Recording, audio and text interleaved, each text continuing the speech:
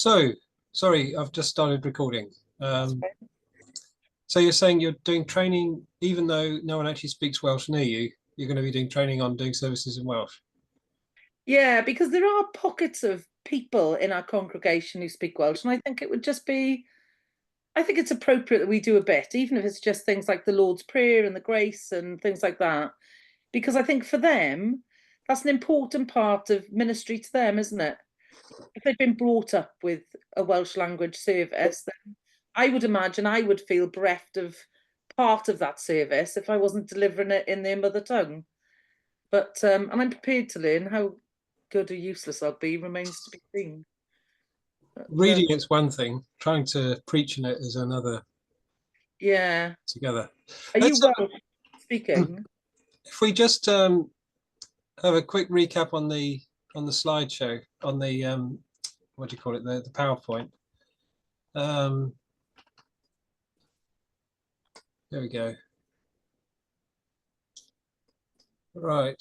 Do you want to screen share it, or would you rather not bother? I don't mind. Okay, well, let's have a look then. Okay. So, how important is the Welsh language to Welsh identity?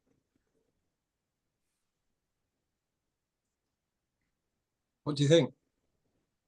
How Welsh are you, Neil? Not very Welsh at all. But are you Welsh? Are you English? I'm on the border town, so I don't associate with either, to be honest with you.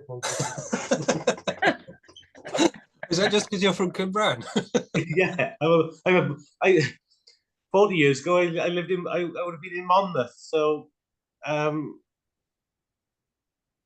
no, I'm indifferent. I speak English, so I would identify as an English-speaking Welshman, but I was born in Wales. But just to say I was patriotic Welsh, I'd probably say no. Who do you support when they're playing rugby? well, Wales. But if England are playing South Africa, who would you support then? England. If England are playing Scotland, who would you support then? Wales. Oh, well, no, you see, I'd be Scottish because they have a better fight, don't they? They got a better team. And if England are playing Ireland, I don't know. I don't know. I'd be. I like to go for the underdog, to be honest with you. So it'd probably be Ireland and Scotland against Wales, against England. But if it's Ireland, though, I think England are the underdogs. yeah, I was thinking that. Yeah, even in Scotland on a good day, England would be an underdog. But no, I don't know. I don't say I got much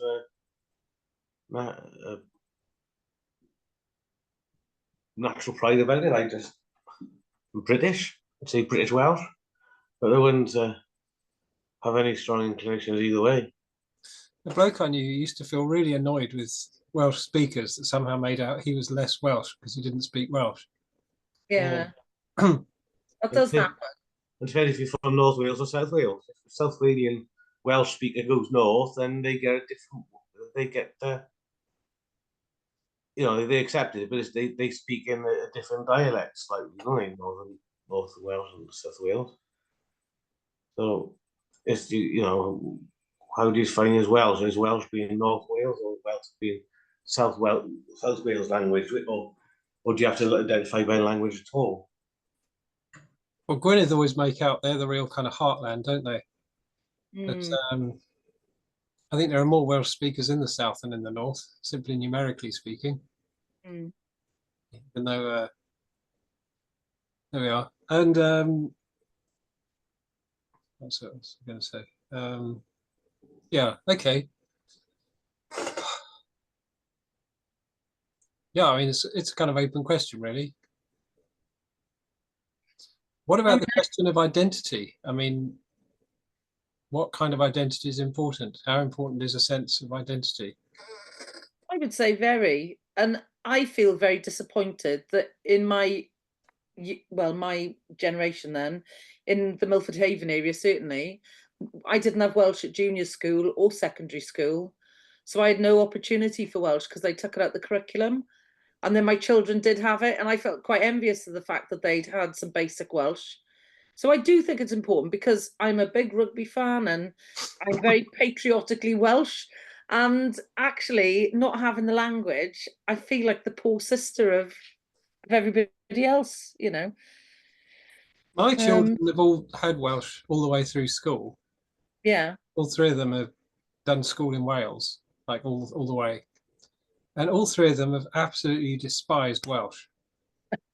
Now, for Isaac, for example, who's doing physics and statistics at A level, you kind of think, well, you know, he should probably just despise his languages. Because I had to really browbeat him into doing a language for GCSE. I just thought it was good for him.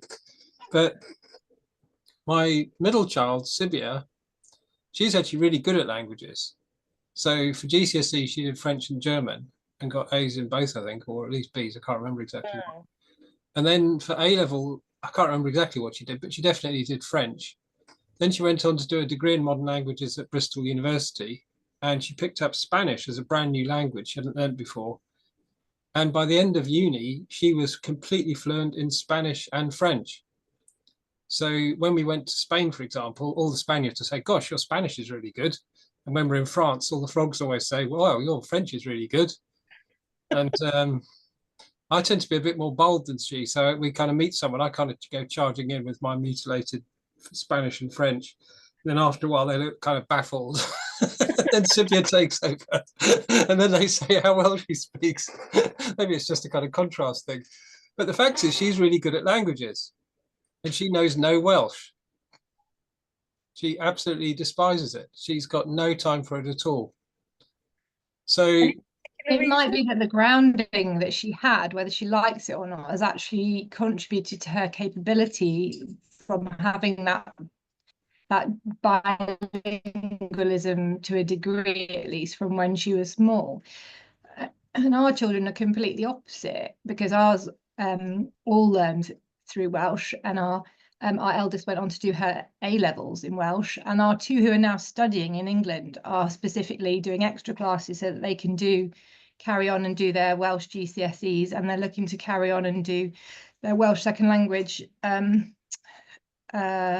AS levels as well, and they're hugely passionate about the Welsh language. Did they go quite to interesting, isn't it? school? They went to what was a flagship bilingual Welsh primary school, and then a dual stream secondary school. Right. There we are. Because the schools that my kids have gone to are all basically English speaking with Welsh simply as a compulsory lesson.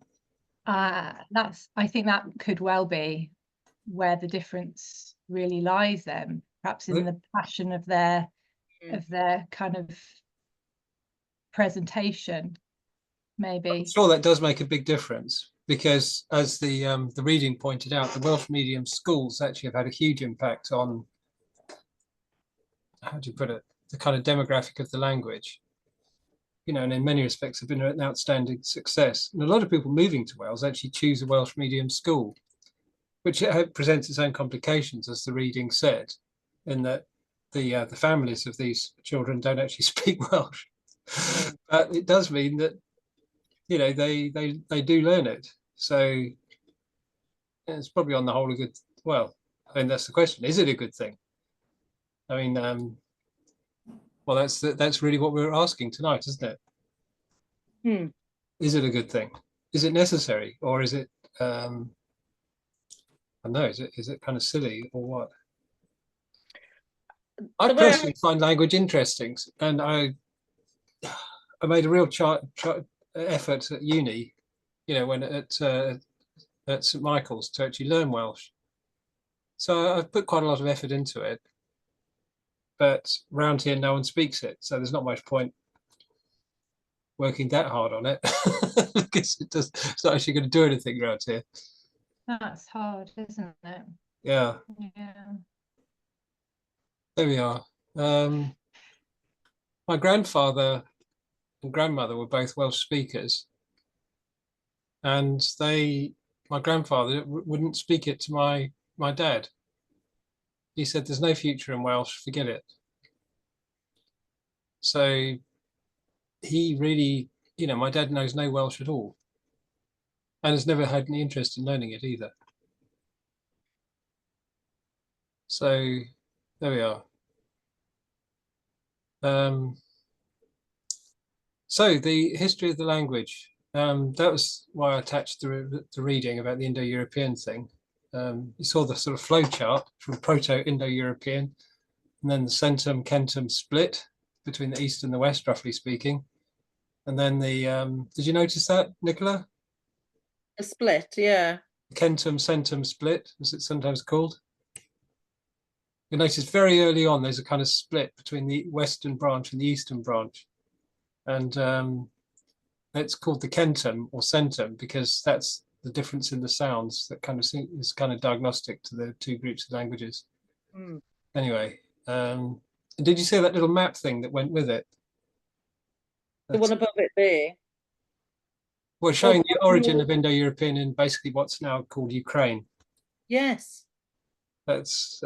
I think that's a fairly credible hypothesis. I think if you're interested, I've got quite a good book on that called "The Horse, the Wheel, and the Language," about the origins of Indo-European culture and language. And the author's pretty confident that sort of what they call the Eurasian steppe, STEPPE, is the kind of origin of Indo-European language and culture. And that's why it's combined with the horses and the wheel, because that's also where the horses were first domesticated and where wheels have made a very early entry into culture. And anyway, that's by the by. In that map on the slide, it's got Celtic there. Are you aware of the Hallstatt and Latin cultures? No. Yes, sort of Austria way, isn't it? Yeah, but that Central European place was where there's a very strong, vigorous, for want of a better word, Celtic presence for quite a long time. You might remember that the Gauls sacked Rome, I think, or attacked Rome. They went down and attacked in Anatolia, which is why there's a place in Anatolia called Galatia. And of course they ran into the Greeks before finally ending up in Western Europe, in Western Isles, basically. But the whole of France once spoke a language basically similar to Welsh, or the antecedents of Welsh, in that the language of the Gauls of France. Remember, from the Roman point of view, you've got Cisalpine Gaul, which is the north of Italy, and Gallia Transalpina, Gaul across the Alps. And both of them spoke versions of what we'd now call the P-Celtic language group until the Romans conquered them. And then in Spain, there were what's called the Celtiberians, who, as far as I'm aware, also spoke some dialect of that. So the Q Celtic seems rather odd. It seems a bit of an outlier. It seems to not be the majority thing. Anyway, it's not quite clear how that happened.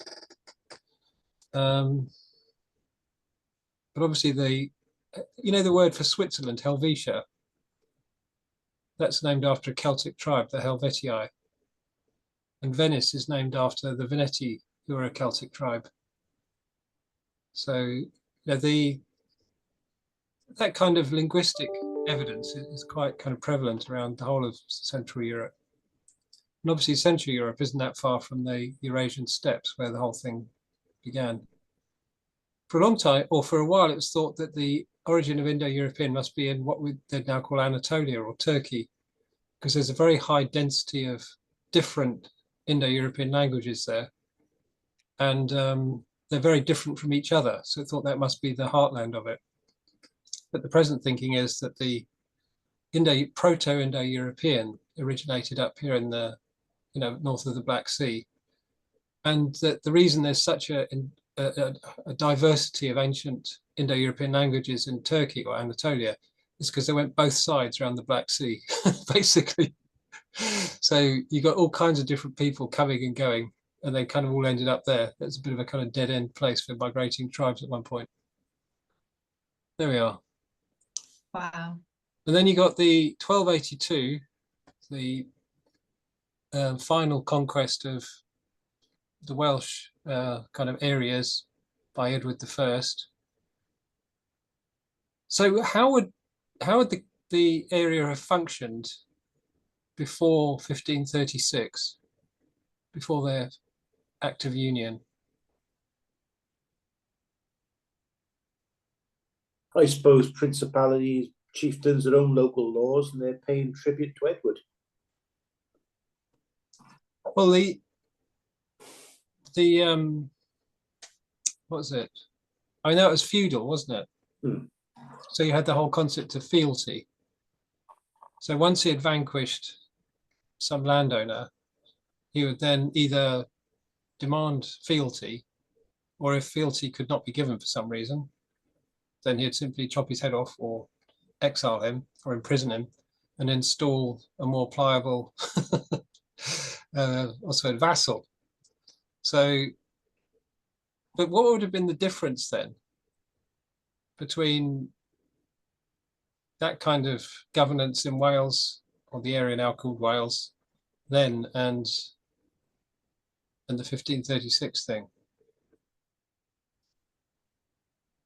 Well, I'd imagine it would have been the dialects in each of the areas would have been as they had been for many centuries before. The dialects would have been, and the dialects, of course, did carry on. Remember, when the Bible was translated into Welsh, it was published for Herefordshire as well, because large amounts of Herefordshire spoke Welsh. My sister's boyfriend is called Lloyd, Mark Lloyd, and he's from Herefordshire. There's a transparently Welsh name, but he's as Hereford as they get.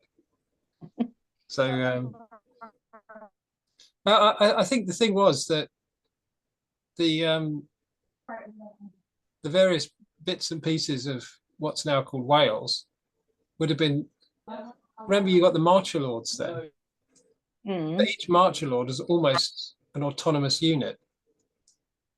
So in other words, the Marcher Lords would have dispensed law as they saw fit in each of their areas, and the kind of the inherited Welsh legal system would have carried on sort of unchanged. But it meant then that the powers of the Welsh courts had no powers in England. So it went that whatever legal or administrational things happened in the areas of Wales, they had no relationship to the English things. So they're effectively separated. So although they owed fealty to the common crown, they were kind of hemmed in. You know, there was the only scope for their ambition would have been within Wales itself. You with me? Yeah. So the 1536 Act of Union meant that you had this legal harmony across the whole of the Kingdom of England and Wales, which meant that people of competence could easily transfer across to England if they had ambition. Now, when the church all spoke Latin, the clergy spoke Latin, so it didn't make any difference where they were from. And of course, clergy in the Middle Ages were highly mobile. They traveled all over the place because Latin was the language of church. So as long as you did Latin, you could go anywhere and do church. Once the language had become vernacular, you had to then learn the vernacular language. And then you got the beginning of the brain drain, because of course, capable, ambitious young Welsh speakers would then want to go and see the bright lights and the heavy incomes of England, which happens to this very day, doesn't it? Yeah. You know, you get the bright, take Rowan Williams. He's a gifted scholar, clever man, spoke Welsh. He made a dazzling career for himself in England. So why stick with Wales, you know? Why, you know, hamper yourself by restraining yourself here? And so I think that brain drain actually is one of the things that afflicts generally. And when you think about your villages, I know over there in Pembrokeshire, you probably see kids grow up, they go off to uni and then never come back again, do they? Yeah, it's quite quite prominent here. So the only ones that stay are the ones that don't go away to study. Yeah. Basically got no ambition, or Pretty much. got some good business of the family which they want to stay on and look after. Mm. I think it must vary from region to region, and perhaps we were in quite a unique location, being very close to the border. But actually, again, a lot of the families within my, especially my youngest daughter's year, they were people to bring their children, have their families and bring their children up in a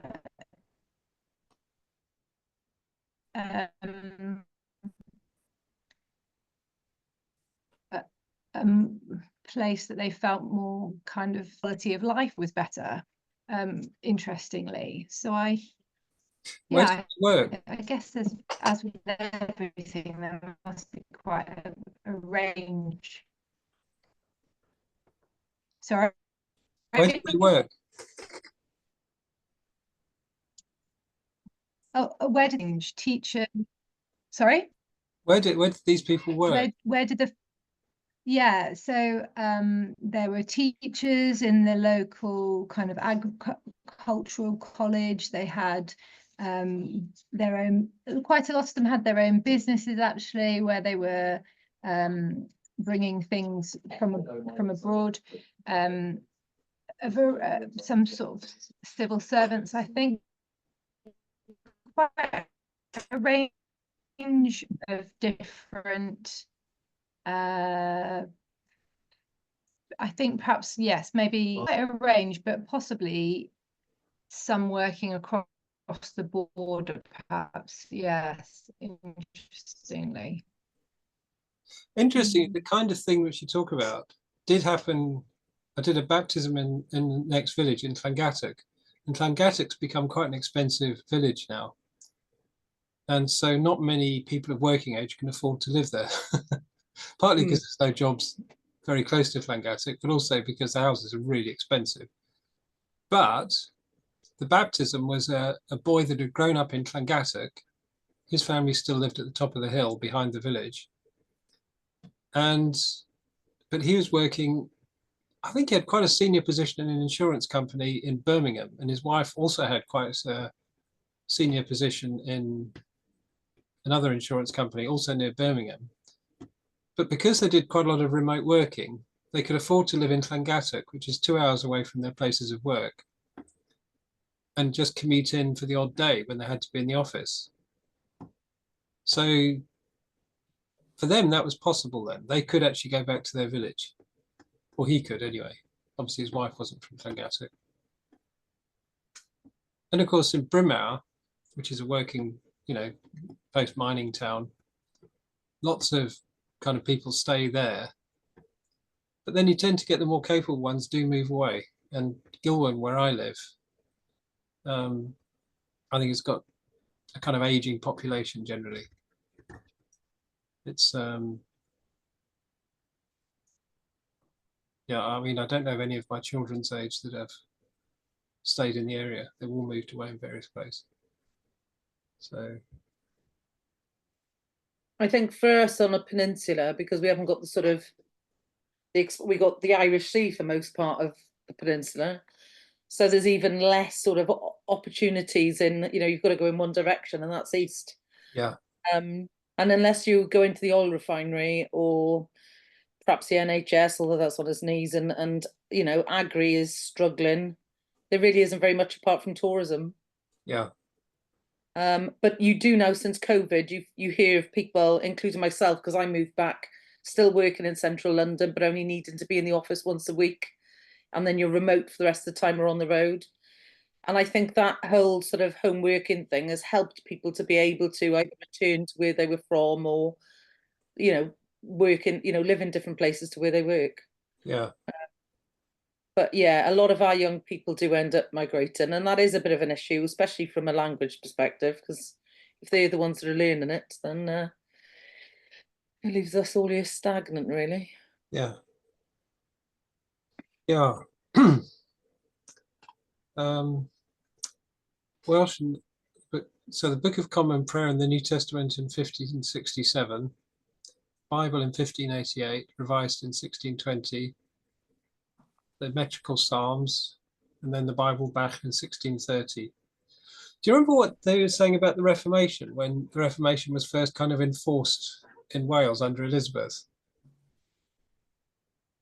They were more focused on one faith and one language, so they let them slip to allow them to worship in their vernacular, so that the Reformation would grow.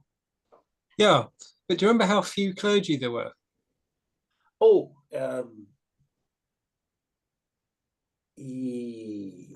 of them had been killed, haven't they, with Mary's time, and then there was also a lot of disease as well at the end of Mary's reign, which had wiped out a lot of and a lot of educated people. And it seemed that Elizabeth took quite a pragmatic approach. Therefore, it seemed to say that she wasn't actually very concerned about the compliance of Wales. Particularly, she was much more keen on stabilising the political situation.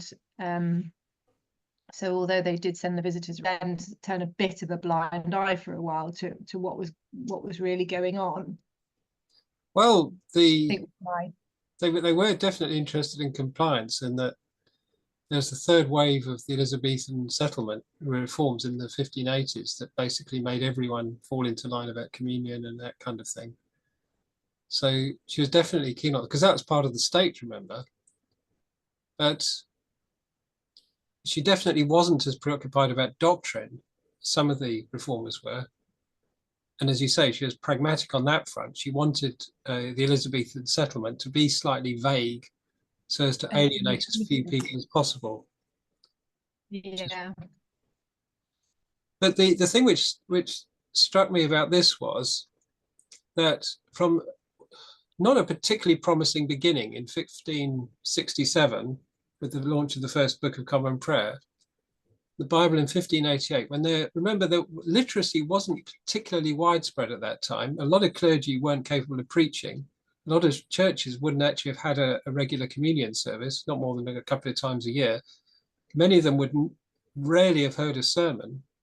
So there wasn't an awful lot of Reformation stuff going on.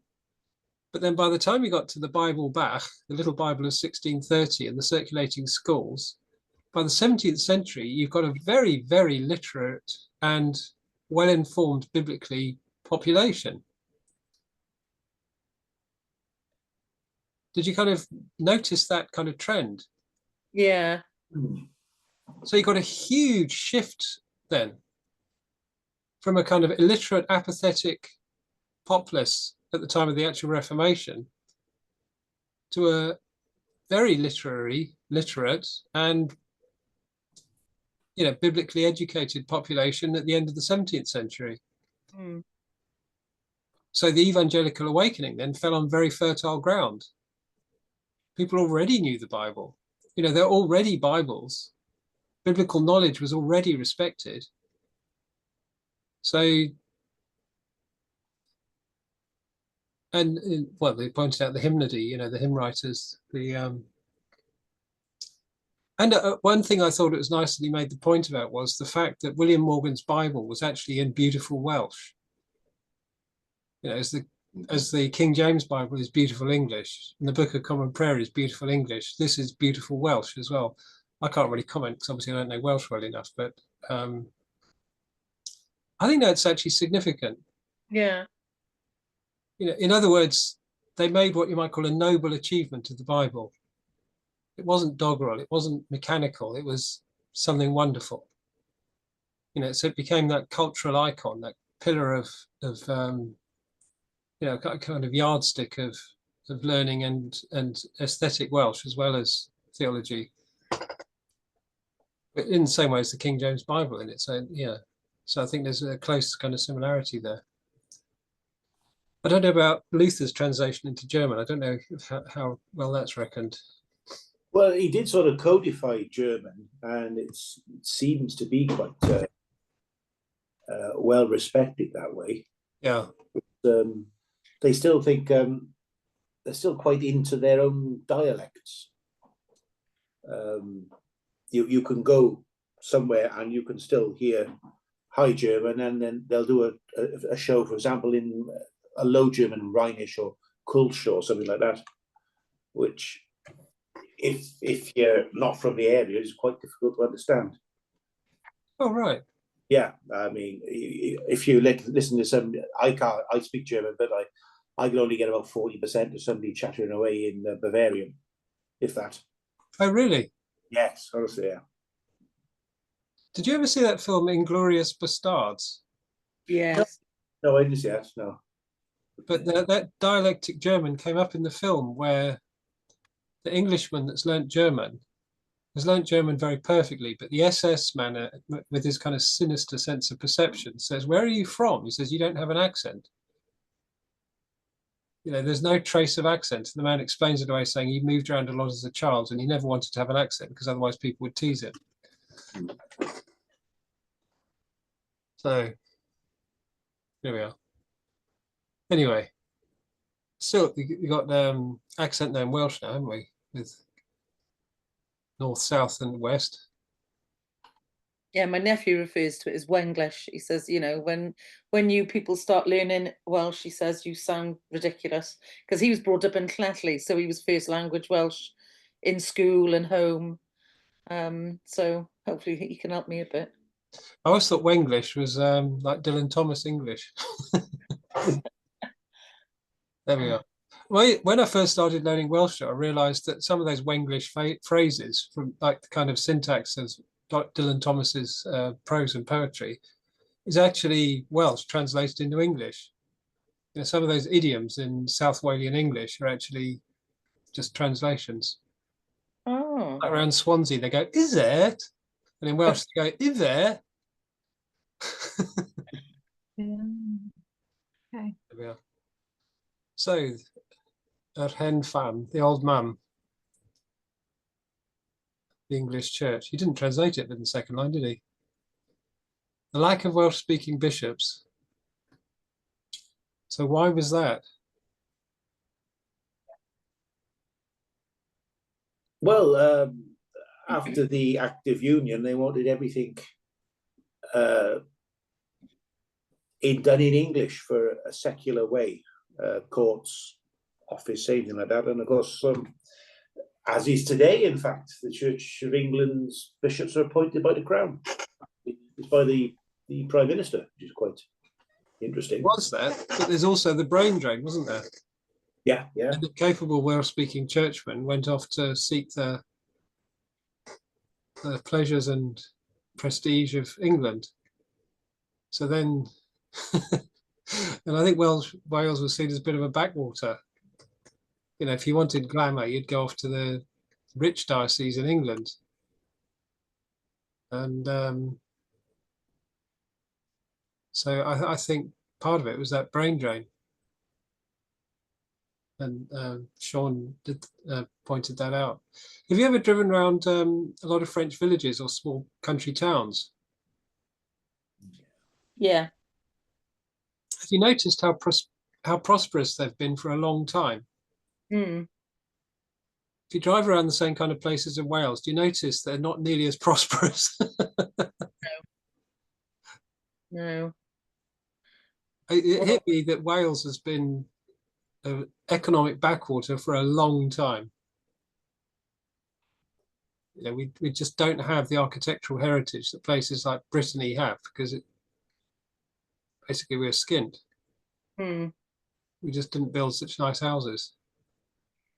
I think I do feel that the fact that they've not lost that Sabbath on the Sunday, and shops are generally shut. Although the 20 years I've been going to Normandy, I've seen a real change where things are starting to creep in now.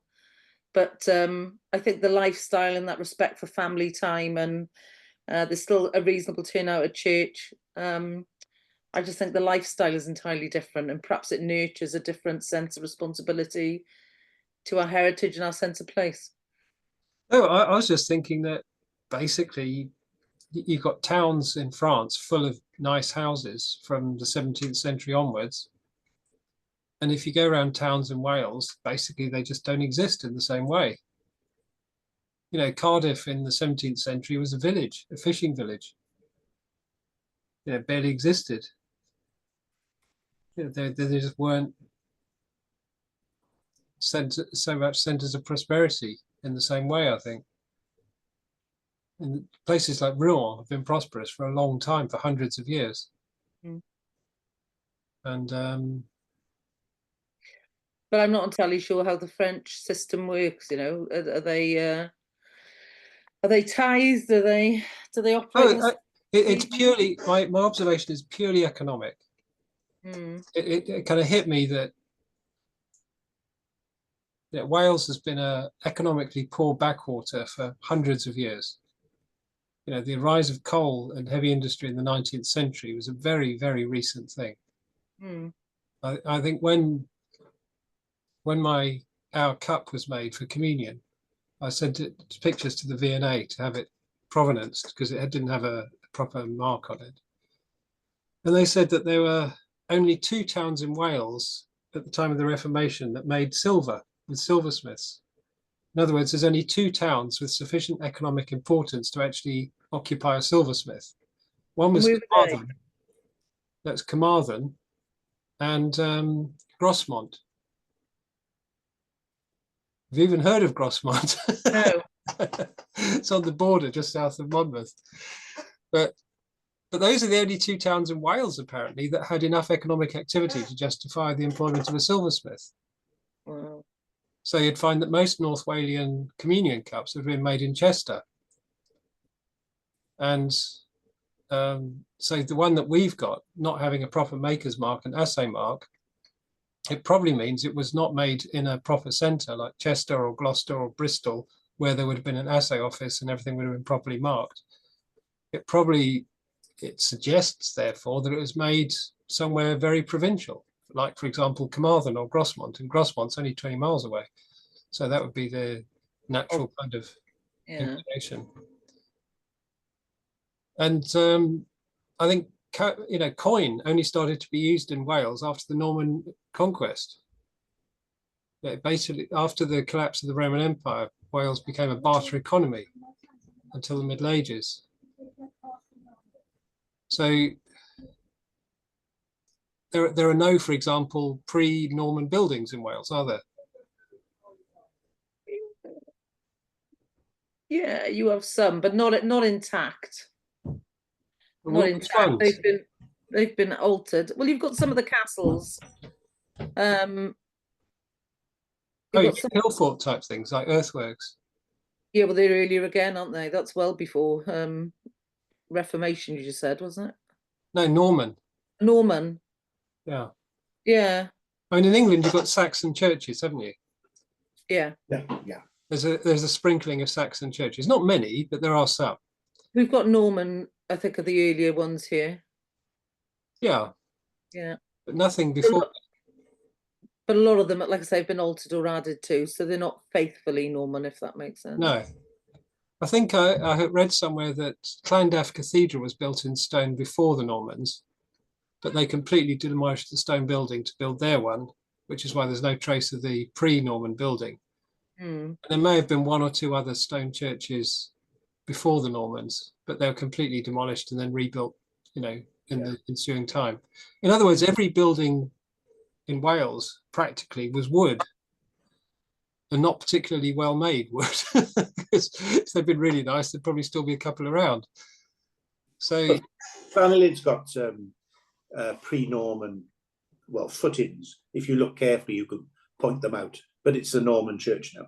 It's been Yeah, but I mean, conversely, though, a lot of our churches have incredibly ancient foundations, don't they? So, you know, my church here in Italy, if this was Italy, the foster son of Caddock that founded it, that goes back to the year 600 or something. Which the site of St David's Cathedral is 600, they assume. Yeah, but I don't suppose there's any evidence of that.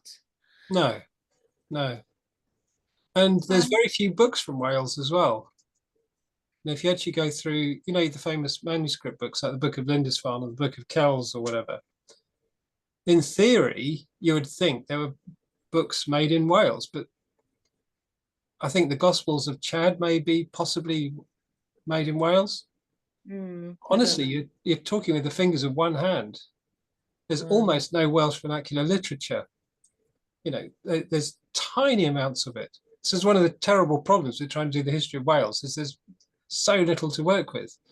And then some of the stuff that's actually written in the native language in Welsh has got spelling mistakes that one observer thought made it look as if the person writing it was an Irish scribe being employed by the locals to do the writing for them, because they didn't have any scribes locally. So, you know, to my mind, it sort of suggests that it's been this economic backwater for a very, very long time. And that's, so if you like, it's always been on the back foot culturally. Sorry, Rachel? I was a bit confused about which session we were doing. So I started the reading for what we're going to do presumably next week. And I was quite taken aback because the period they're looking at is something like 1662 to 1829, and it was saying that in the middle of the 18th century, centre of culture in Wales, and with less than 7,000 population, and it was really the majority of Wales was very small rural community system, rather than having much more of a sort of building towards the more urban kind of English things, where there was sort of a bit more of a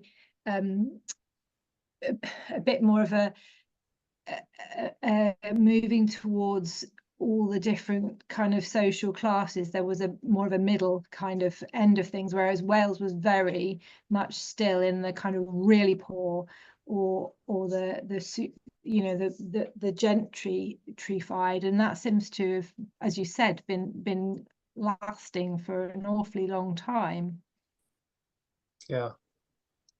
Yeah, and one of the things about 1536 was that after that, the Welsh gentry then became what you might call British gentry instead of simply being Welsh gentry. So then they all went off to London.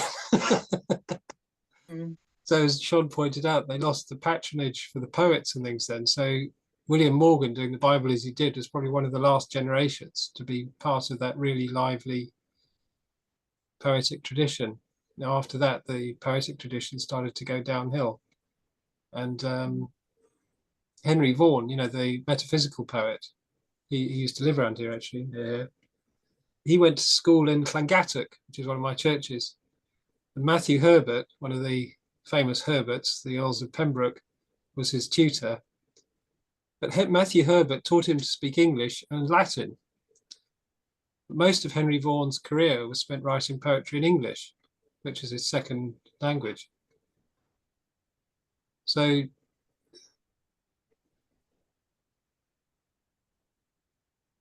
I don't know, what do you make of that? That's I suppose if you're trying to communicate something to the masses, then English is the more common tongue, isn't it? I mean, it's easy to say that when you're in English-speaking areas, I suppose, but perhaps he felt the strength in communicating what he was doing was in English. I don't know. I mean, they were royalists during the Civil War, so they were kind of dispossessed and exiled until the Restoration. I'm not sure if that made any difference. I suppose you write for what you're paid for as well. Yeah. I don't know. I don't know, because I was trying to find some Welsh poetry by him, and there's very little existing. I'm not even sure if it's actually by him. I did find a little tiny snippets of Welsh. But he seems to have been mostly, known. He seems to have published almost exclusively in English. One thing I noticed about this kind of question of language is that I used to live in Zimbabwe, and the white population of Zimbabwe was quite isolated. Now, one thing I found really interesting was that after a while, I began to pick out the accents of the white people in Zimbabwe. So if I met a white man from Malawi, which used to be called Nyasaland, I could tell his accent wasn't the same as a man from Zambia, which was once Northern Rhodesia, which wasn't quite the same as a man from Southern Rhodesia, or now Zimbabwe. And I began to see, gradually here, and of course, that you're dealing with very small populations now. Most of the white people have left. And then when chatting with the guys in town, so there's about 100 white people in our community. We'd go to the pub and chat, and I noticed it was quite an interesting kind of patois that was being used, in that they're all basically Anglophone. Their first language is basically English, and that's obviously the language of education. But they used a lot of other words in their conversation. So they'd use Afrikaans words, for example, the word basop, Afrikaner word meaning beware. They'd use that quite freely. And they'd also use words from African languages. So one of the African words which struck me particularly was the word shamwari. And shamwari is actually a Shona word. And the Shonas had a kind of reputation among the white community for being two-faced, sometimes called shifty Shonas. So the word shamwari, because of the reputation of the Shonas as being two-faced, as being kind of devious and sly and cunning and manipulative and that kind of thing, the word shamwari took on the connotations of being a friend you can't trust. A two-faced friend, someone that's pretending to be friendly to you in order to get one over you later on. So I thought it's really interesting how there's this kind of patois building up of local words, very local, from the local languages, and Afrikaans and English being kind of mixed together in this kind of conversational dialect. And then when everyone started getting satellite TV in the late 90s, it all kind of flopped, because now the language of culture is now international English from satellite TV. And suddenly they weren't talking to each other as much, and they weren't exchanging ideas as much. Now the ideas are coming from outside via media. So you get this massive kind of hegemony from international media, which then kind of flattened the evolution of the local dialect.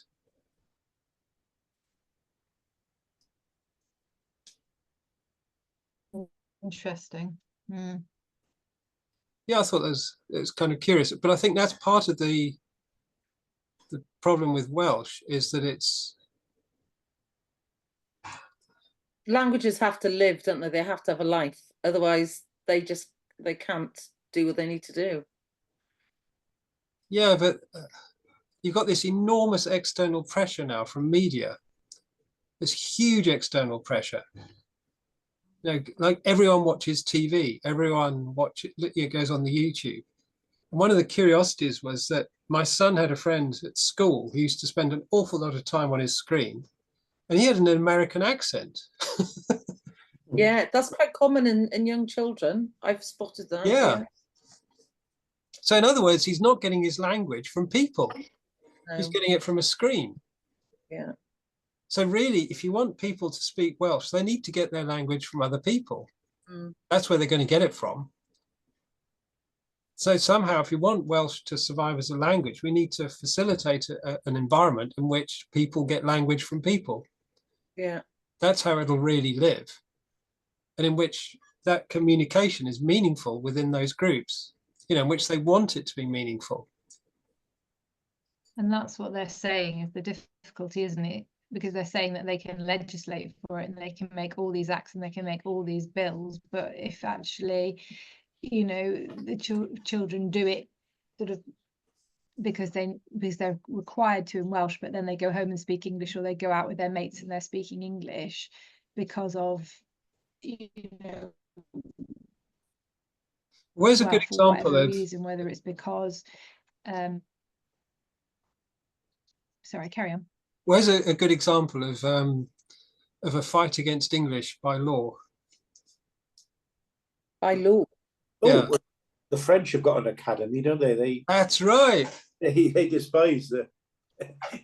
Actually legislate against it. Yeah. But you still got le weekend, le babysitter, Yeah. le Yeah. parking. They just can't get rid of it. Hitler tried in the German language to get rid of anything that didn't have a Germanic root. So telephone became Fernspracherapparat. Oh, right.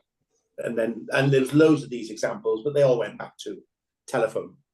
But interestingly, in Finland, they always invent neologisms for that kind of thing. So the Finnish word for telephone is puhelin, which means fast speak. In other words, telephone in Finnish. Yeah. German Straßenbahn is street train. So, you know, they do. Yeah. I think all languages do it, really. Yeah, so, but Finnish doesn't actually adopt English language. You know, they quite spontaneously seem resistant to English. So if the Finnish wanted to express the idea of babysitter, they'd translate it into Finnish. They wouldn't say just le babysitter like the French. It's not a Proto-Indo-European language, though, is it? Finnish? No. No, it's very strange. It's I've an never Uralic language. Yeah. Yeah. Although the Uralic languages have been next door to Indo-European for a very long time. But there we are. There's a lot of disruptors, though, to language, isn't there? Not least texting and the way that what they used to write out in text language, people then say it in a certain way. Yeah. You know, so that's sort of changed dialect and the way that we communicate. Yeah. And I think also it's changed attention span. It has, yeah, entirely. I listened to a very early recording made by one of the employees of Edison, who was marketing the new phonograph machine perfected or being developed by Edison in London. And he made recordings as a kind of at fashionable society events. So I heard this speech being given by an after dinner speaker. And what was interesting was how slow he spoke. My lords, ladies, gentlemen, I am gratified to be here tonight in your august company. And he kind of slowly spoke. And I thought, there's no way you'd do that now. Not a chance. But then everyone spoke everything then. That's how they did communication then. Everyone spoke. That's how you did it. Yeah. Whereas now people just don't talk as much. Yeah, media has a lot to answer for, doesn't it? For influencing people in different ways. Yeah. Well, I mean, yeah. And that's partly why I use the King James Bible and the Book of Common Prayer, actually, because I think modern English is so horrible. It's so kind of crude and inelegant. And so it is, but then to reach the younger generation, it's kind of, you know, it's a necessity as well, isn't it? Well, so I use the old translations as a kind of corrective to my own brain, so I can still respond to good English. But of course, I spend a lot of time in primary schools where I've got to communicate with the kids. Yeah. So, you know, I have to modify accordingly. Yeah. But how often do you think about your language? How often do you think about your vocabulary and your syntax? I mean, I was personally taught a bit of a lesson when I moved to Sussex, and my manager said, you need to talk more, because I was talking quite quickly, obviously Welsh, you know, Welsh tone, obviously not the Welsh language. And so I made a conscious effort to talk more slowly, pronounce words better. And actually, I sort of evolved into that over time. So now if I'm preaching, I find I've got my Sussex voice on, where I'm taking my time and I'm emphasizing things in the right place. Whereas if I'm just having a general chit chat, I'm entirely different. So I think everybody's capable of doing that. Yeah. Yeah. Do you think it's worth the effort? I do, because at the end of the day, if we can't communicate our faith to the people in front of us, then we're going to fail. And equally, if I ever get placed in a Welsh speaking area, I need to do something about not having the Welsh language, because it's a bit, I think I'd be upset if I were them. Do you see what I mean? But whether that'll happen, I just don't know. Yeah. Because when I was in, again, in Zim, I obviously can't speak Ndebele or Shona fluently. I could kind of get by in a bit of Ndebele, which is a language quite similar to Zulu, but I knew hardly any Shona at all. I mean, basically, practically nothing. And the first vicar in town when I was there would mix up 3 languages in the liturgy. So we'd have English, Shona, and Ndebele in quick succession all the way through.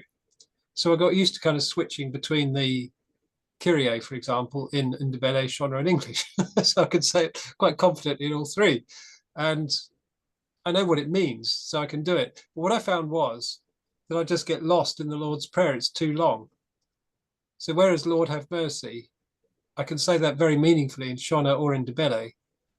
I can't say the Lord's Prayer meaningfully in Shona because I just get lost. I don't know what I'm saying. It's just sounds after a while. And what about Welsh now? Well, if I'm concentrating, I can say the Lord's Prayer, Ein Tada, Hutuna Nevoith, and all that kind of thing. But when they say the language of your heart and everyone gabbles along in different, that drives me nuts. Yeah, that's to close my eyes. Yes. Yeah, it's hard work, that. So I'd rather either do everyone in English or everyone in Welsh. But the kind of gabbling along with everyone in different, I don't think that's. I hate listening to it. It really gets to me. Yeah, I agree. So, but I can't understand blocks of Welsh, although I can get words, and phrases. So this morning in morning prayer, by curious coincidence, we have our clergy prayers. The woman that led it this morning did the versicles and responses and introductions and conclusions in Welsh. And I thought, it's like listening to Latin. This may as well be Latin, as far as I'm concerned. And it means nothing to me. So what am I doing here? This means absolutely nothing. I just thought it's a curious coincidence that we're talking about this tonight. And I had the morning prayer in Welsh this morning, and it suddenly occurred to me that I just didn't understand what was going on. Well, the training I've got on Monday evening from Happersforth to Lapperstate is to basically, so I can sing the Welsh National Anthem, but I couldn't tell you what any of it means. And it's basically the same process for the grace, the Lord's Prayer, and another 2 things we're doing, just so that we can recite it, so we can communicate it, but maybe the learning of understanding what that means in time will happen. But do you know Stuart Bell used to be the vicar of Aberystwyth? I have met Stuart, yeah. Yeah, I found him quite interesting in that respect because he is, you might know, is from Devon. And he got us very early on, he got this real conviction that he was being called to Wales to minister. So he learnt Welsh. And everyone I've heard that comments on it says his Welsh is really good. And I went with him on a visit once to a family that were getting married near Aberystwyth. I think they're getting married in one of the local churches, and here's the area dean at the time, so he's covering for one of the vacancies. So we went around to this Welsh-speaking family, and it's a bit of a kind of Gavin and Stacey thing, because the groom was from East London, was a car salesman, and the bride was from this little village near Aberystwyth. So we went up to this little farmhouse up near there, and Stuart, being the good Welsh speaker, spoke Welsh. And while they were chatting, it was fine. Then he got to the wedding liturgy and started reading it out to them, and they didn't understand it. So he then switched over to English to explain what the words of the wedding liturgy actually meant.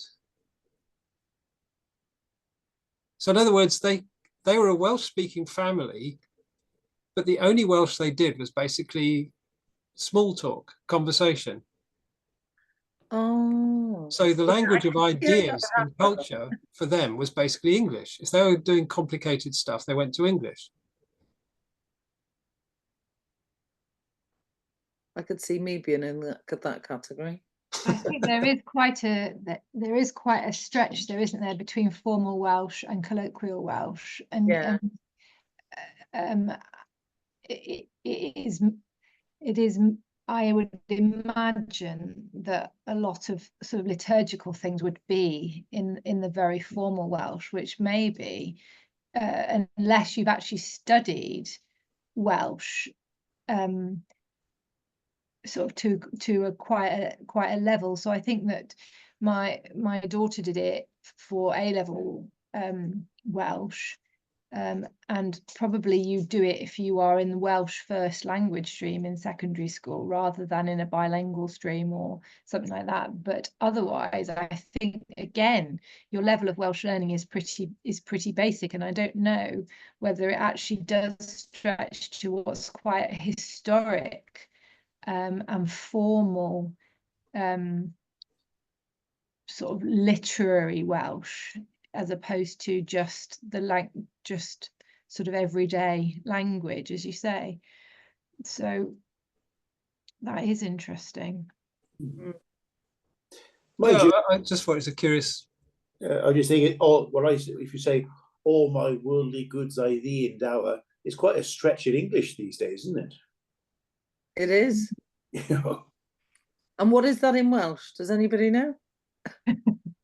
Oh, I've got a Welsh prayer book. I can look it up if you want.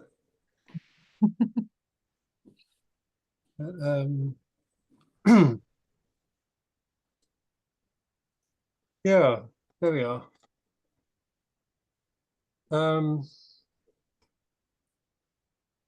Identification with the Tories. Do you think the Church in Wales is still identified with the Tories? Ooh. Church of England is. If you ever pop over, it's like the Tory party in prayer. They used to say that. Actually, more recently, I think the bishops are far more likely to identify with the Labour Party. But the congregations, if you put, I spent a lot of time in a village in Oxfordshire. You go around the church there, and there's nobody like me at all. They're all blue ricks. They're all come in their Jaguars, and you're thinking, where are the working class people? Yeah. But I think sometimes people feel intimidated, don't they? That it's a club, you know, that they're automatically excluded from the club because there are a lot of people like that go to church. A lot of churches are just women's clubs run by men. I wouldn't say they're run by men now. No, there's an awful lot of women. They'll just be women's clubs. Oh no. Yeah. Well, I mean, remember Jennifer Jo Penberthy? Never no. Tory. Yeah. So yeah, poor Jo. Yeah, we can't get too political. I would strongly advocate remaining neutral in the pulpit. Absolutely. I think she was idiotic in saying that, frankly. When I first heard that, I thought, what on earth do you think you're doing? The Archbishop of Canterbury, a few months after that, did something remarkably similar, yet it was kind of like sprinkled away. That's because he's connected to the right people. Well, these funny handshakes. But in the Bible study, I had a lecturer from Merthyr College who was a dyed-in-the-wool Valley Labour man. And I also had a lady who was the chair of the local Conservative Ladies Association. I mean, how can I be partisan? I mean, they're both nice people. They're both lovely people. And they're both strong Christians as well. So there's no way I was going to pick sides over anything like that. Not a chance. You know, I want to keep them both on side. And they never really got sort of antsy about it, actually. We had a CMD. We had a CMD day a few months ago that was about politics in the pulpit, what was appropriate, you know, fighting for social injustice and this sort of thing is, yeah. So we were encouraged, more encouraged than discouraged, should we say, but done in an appropriate way. And it was just before the election. Maybe that was just good timing on their part. There we are.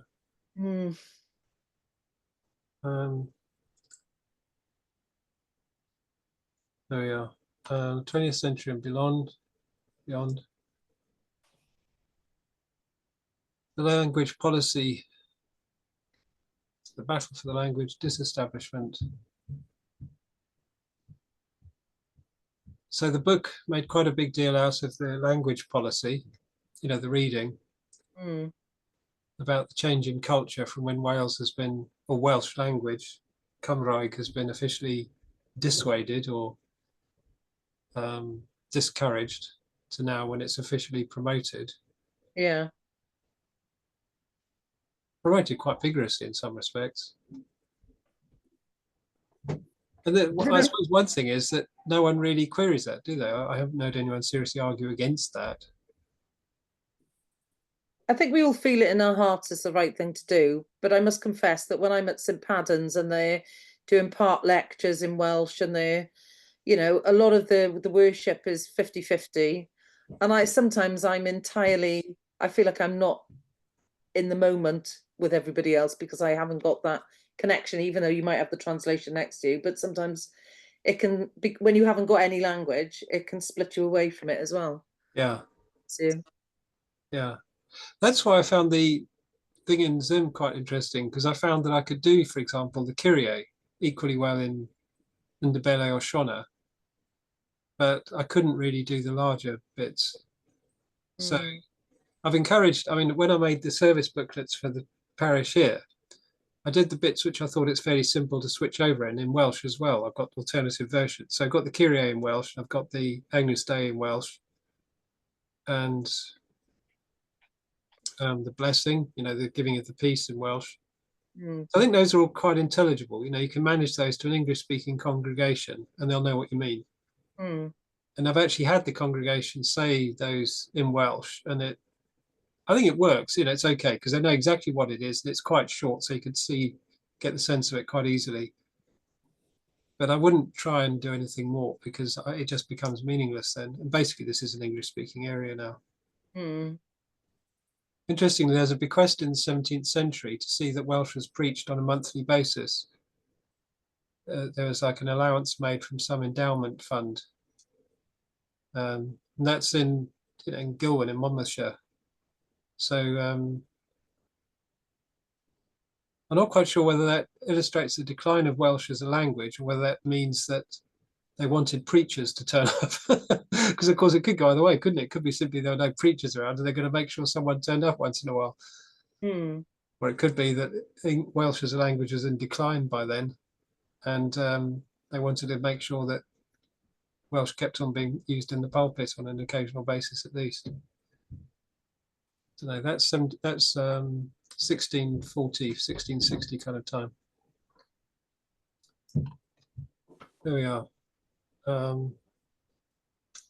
Enduring suspicion, creative bilingualism, the new old church, and fam knoweth.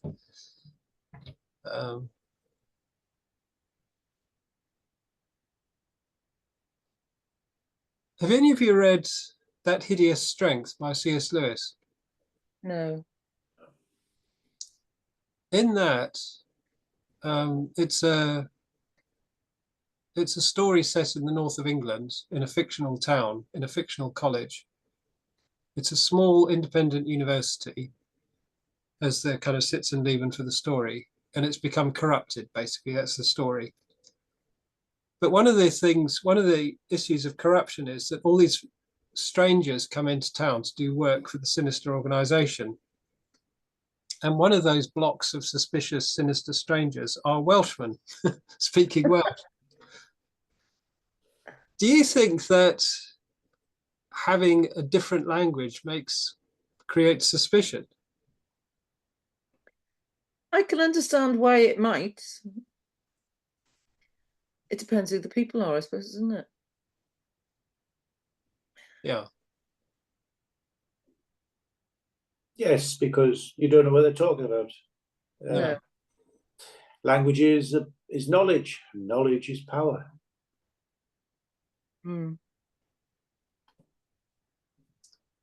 What about this? In what ways could the Church of Wales incorporate languages other than English and Welsh, as well as other cultures?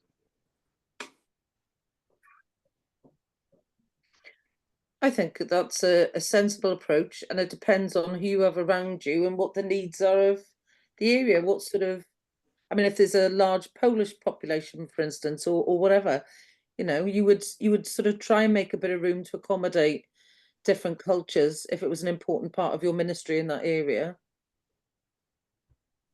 But I don't know how far you go with actual language. I suppose potted Welsh, you'd have potted Polish or potted whatever. But I'm actually going to a Korean church tomorrow night in London, and because they're sending a choir that's going to visit our area to give a performance, so they want me to go down to the church to meet the pastors and the elders and all that kind of thing, and have a little chat so we can get to know each other. oh, that's nice. Yeah, it's very, very sweet. They're lovely people, but they are so Korean. They've lived decades in the UK, and their English is terrible. I mean, it's Really? pretty bad. I mean, I can Is that hardly. because they've got a closed community of people? Yeah. So the ones that were born in the UK or have lived in the UK since childhood speak good English, but the grown-ups, it's another story.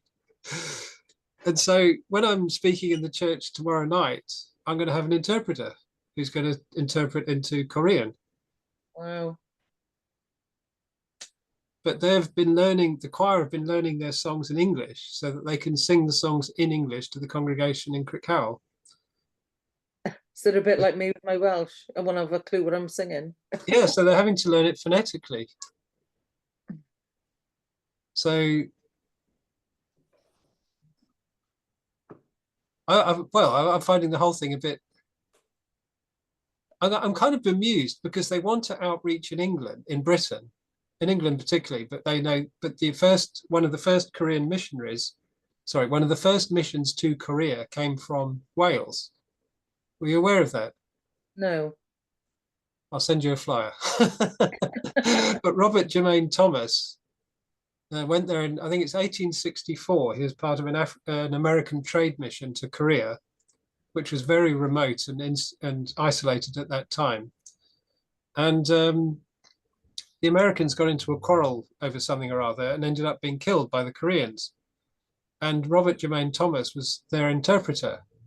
And apparently while he's being hacked to death or something, he was throwing Bibles at the people on the riverbank because he was a missionary. He went there as a missionary.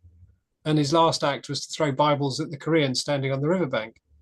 And the story goes that people like the paper from these Bibles, so they used the paper to wallpaper their houses and ended up reading the scriptures. And then some of them became Christians. Then years later, another missionary visited and found them already biblically literate, having read the scriptures in Korean and already beginning to believe. So they honor Robert Jermaine Thomas as the pioneer of Protestant Christianity in Korea, and they make these pilgrimages to Llanover, just south of Abergavenny, which is where he's from. Oh, that's interesting. But what I find so curious is that they have this passionate desire to reach Britain for the gospel, but their English is terrible.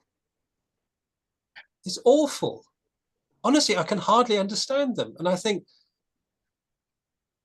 and if I was going to be on a missionary somewhere, I'd really try and get the language. Mm. So, if I was in a Welsh-speaking village, I'd want to learn to speak Welsh well. Yeah. Not just get by, not just can I have a beer. I'd want to be able to speak nicely, talk tidy. But talk tidy, buddy.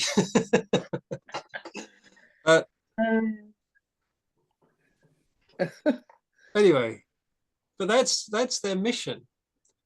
Whereas we're being missionized. We're the English speakers that they're outreaching to. But who are we reaching out to then? What language do we need?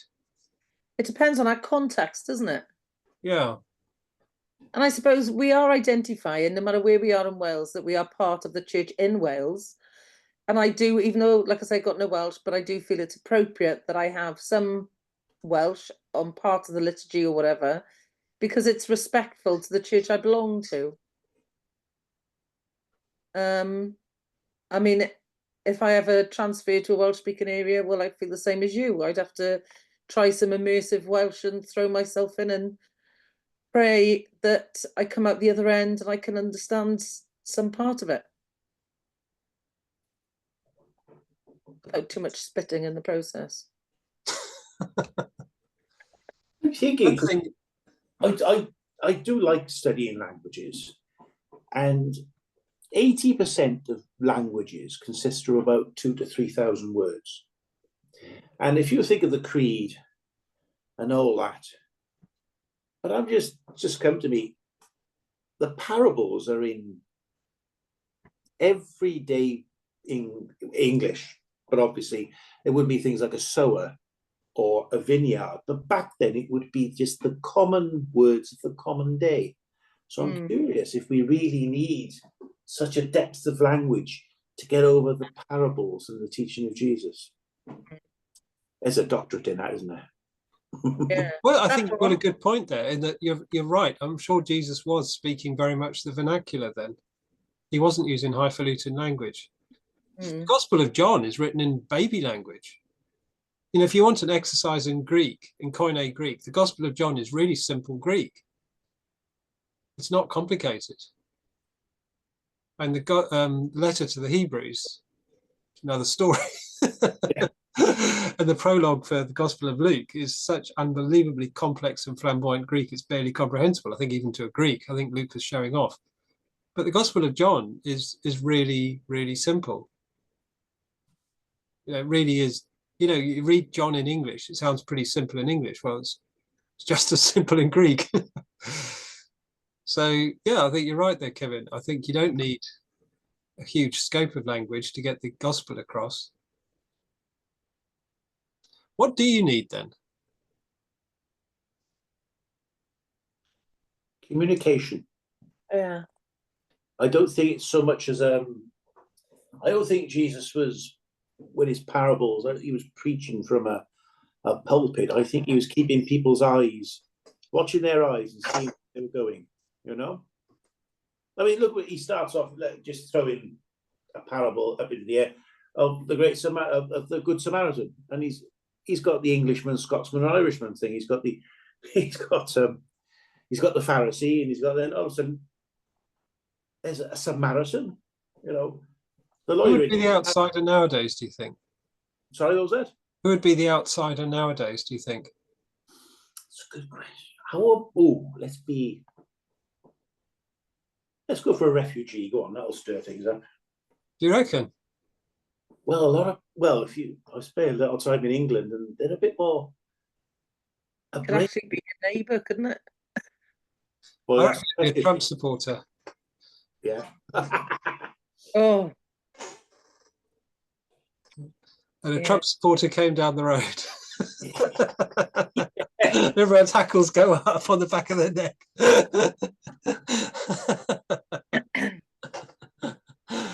Oh dear. There we are. So, what is it? I'll just go back to my email.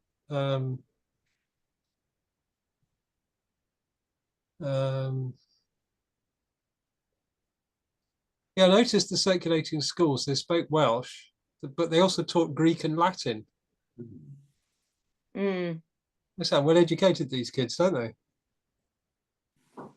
The Bible, Bach, stimulus to literacy and Christianity. I thought that was really interesting.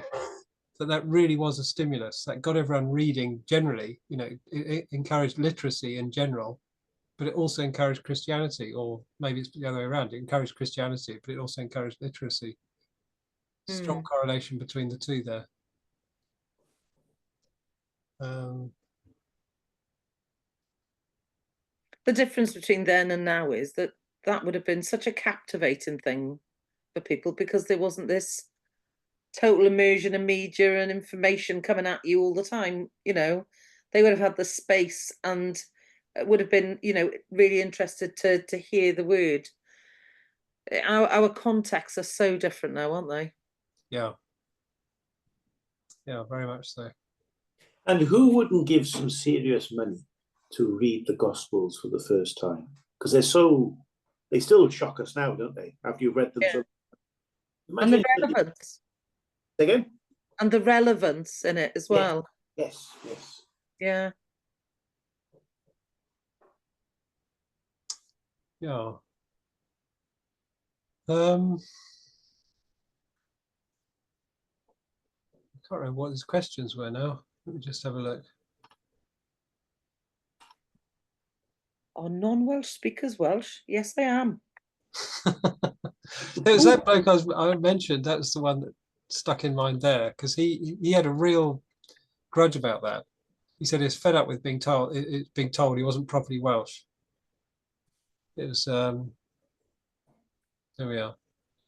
So it says, by the end of this session, you should be able to trace the relationship between the history of the churches of Wales and the Welsh language. Discuss the significance of that relationship today, particularly in common with the Church in Wales. So there's been a huge shift between, say, the Reformation and the first translation into Welsh, and now. What would you say that massive shift is?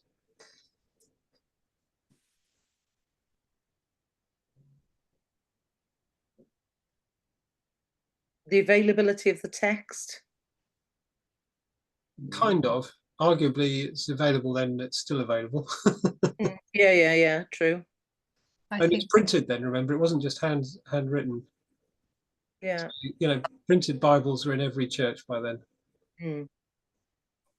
There was a thirst to engage with it, whereas now there's a complete indifference. Yeah. That is one shift. Although arguably at the Reformation, actually, it was pretty apathetic initially, although they warmed up to it. I mean, I was thinking that the whole point of translating the Bible into Welsh was basically missional, wasn't it? They wanted the people to hear the scripture.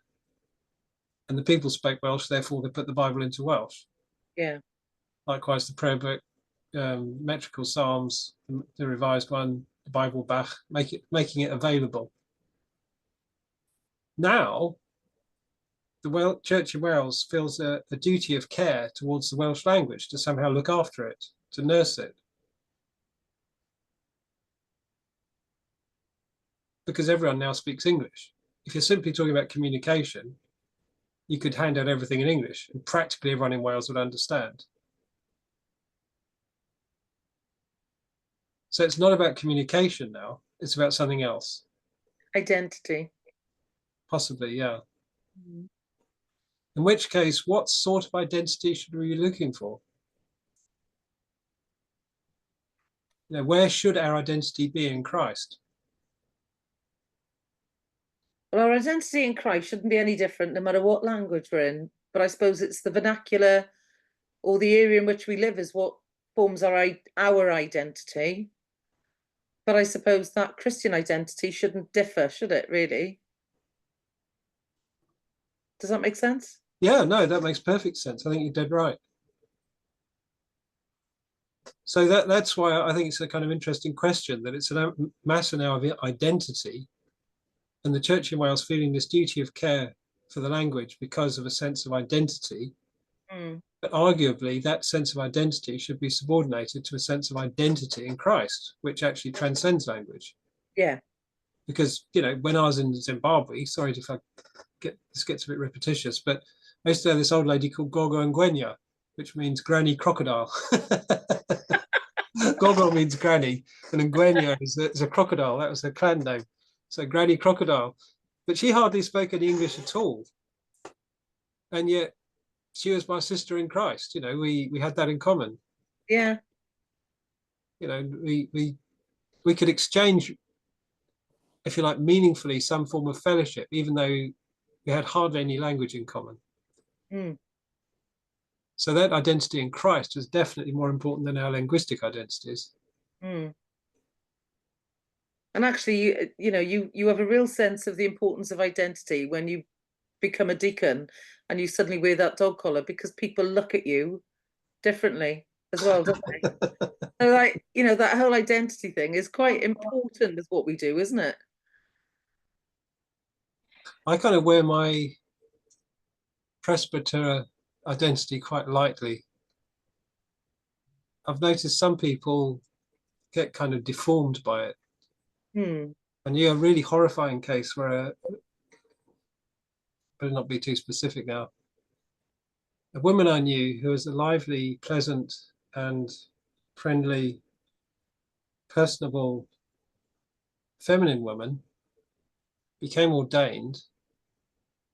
I didn't see her for a couple of years. And then when I saw her again, I honestly didn't recognize her. She had changed her hair, her dress, her clothes, her posture, everything. And instead of being this kind, friendly, happy housewife with feminine clothes and hair, she was now this masculinized woman dressed in grey and black with cropped hair. And I thought, that's a radical churchification. She's almost, everything she used to be as a wife and mother and neighbor had gone. She had become this other thing. I honestly didn't recognize her. After a while, she said to me, "You don't recognize me, do you?" I said, "No, who are you? Should I know you?" And then as she said it, I was, oh my gosh. So I think we should wear that quite lightly. Yeah, yeah. You know, remember who you are. Remember that you are, I mean, you know, you still are that person you were 10 years ago. Yeah. We are called as we are at the time we are called, aren't we? So yeah. Yeah, and to remain faithful to that. You haven't read the Church of England report on working class figures then? What does it say? Oh, it says things like, you know, you'll be speaking to deacons and bishops, so you really have to change your accent and things like that. Is that current? Sorry? Is that current advice? Correct, isn't it? That's a quote, yes. I can dig it out for you. I can't remember what it's called. Yeah. And another one, he was saying that before he went to school, the vicar's school, if you like, he had quite a kudos on the estate. People, you know, thought he was a good bloke. When he went to vicar's school, he felt like the village idiot. See if I can find it for you. It's. I think you've naturally got to have an ability to basically, and I don't mean be a chameleon, but for instance, I've been brought up with all manner of people. In my day job, I've worked with the royal family and all sorts of people, and then I go right back down, and this week I was back on the Mount Estate in Milford, and they're all jeffing and talking about who they've slept with on the weekend. And actually, and I know that's a real extreme, but actually you've got to communicate with them in a language that they feel comfortable with. And I don't think that's being a chameleon, but I think it's important to be able to adapt to situations. I agree, yeah. Yes, I'll be doing Remembrance in Brimhow, which is obviously a valley town. Yeah. I'll be doing it with a bunch of squaddies who are ex-forces. Yeah. And they are squaddies. Yeah, I refer so not officers and gentlemen. These are stokers and gunners and infantrymen and paratroopers and Royal Marine Commandos and had 9 pints of lager on Saturday night. Yeah. I told them once about some guy come to the church whispering death threats and threatening me and stuff. They sort of fell silent for a minute and they said, "I think we need to come to church, mate." So I said, "Why is that?" So if that bloke turns up again, we'll show him what's what. Yes. I've got the name of the report if you're interested. It's called Oh yeah, please. Let Justice Roll Down Like Waters. And is that current advice that working class vicars have got to up their grade when it comes to talking nicely to knobs? Well, it was people asked their experience of becoming a working class vicar and. Oh right, okay.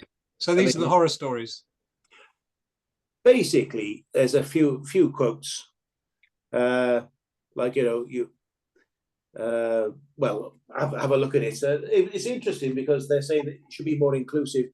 I mean, people when going in, they're passing around the snuff and thinking, well, that's not me. Like, where's the can of lager? Who knows? Yeah, exactly. Oh. I don't really do snuff or lager, to be honest. No, well, I'll have the lager. Don't worry about that. Oh, snuff. I remember somebody in my family used to, ugh, it's got a horrid smell.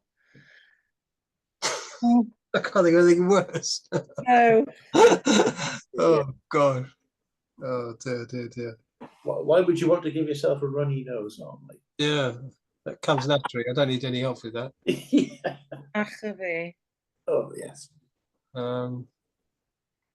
Just going back to your time in Zimbabwe though, Jeremy, did I recollect you saying that the minister there, when you went to church, he actually switched between 3 different languages though, and Yeah. didn't that facilitate to some degree your ability to be grandmother Crocodile's kind of brother in Christ, because there was that sense of inclusivity, although there was bits that you couldn't fully sort of engage with, and everybody was having that same experience, perhaps, to a I degree. found Africans actually to be much better linguists than Europeans. My foreman, Jethro, his mother was Sutu and his dad was Ndebele. So he spoke Sutu and Ndebele from his folks. But he also spoke English, because that's what I spoke to him in. And he also spoke Shangaan. And he also spoke Venda, because one of the other guys on the mine was a Venda. And he also knew a bit of Batonka, because there's a few Batonka to the north as well. Now, Shangaan and Ndebele aren't a million miles away, but they're not mutually intelligible. And of course, he knew Shona, because every black in Zimbabwe knows a bit of Shona. So this guy knew about 8 languages. And I'm not sure how fluent he was in them all, but he was, he was pretty multilingual.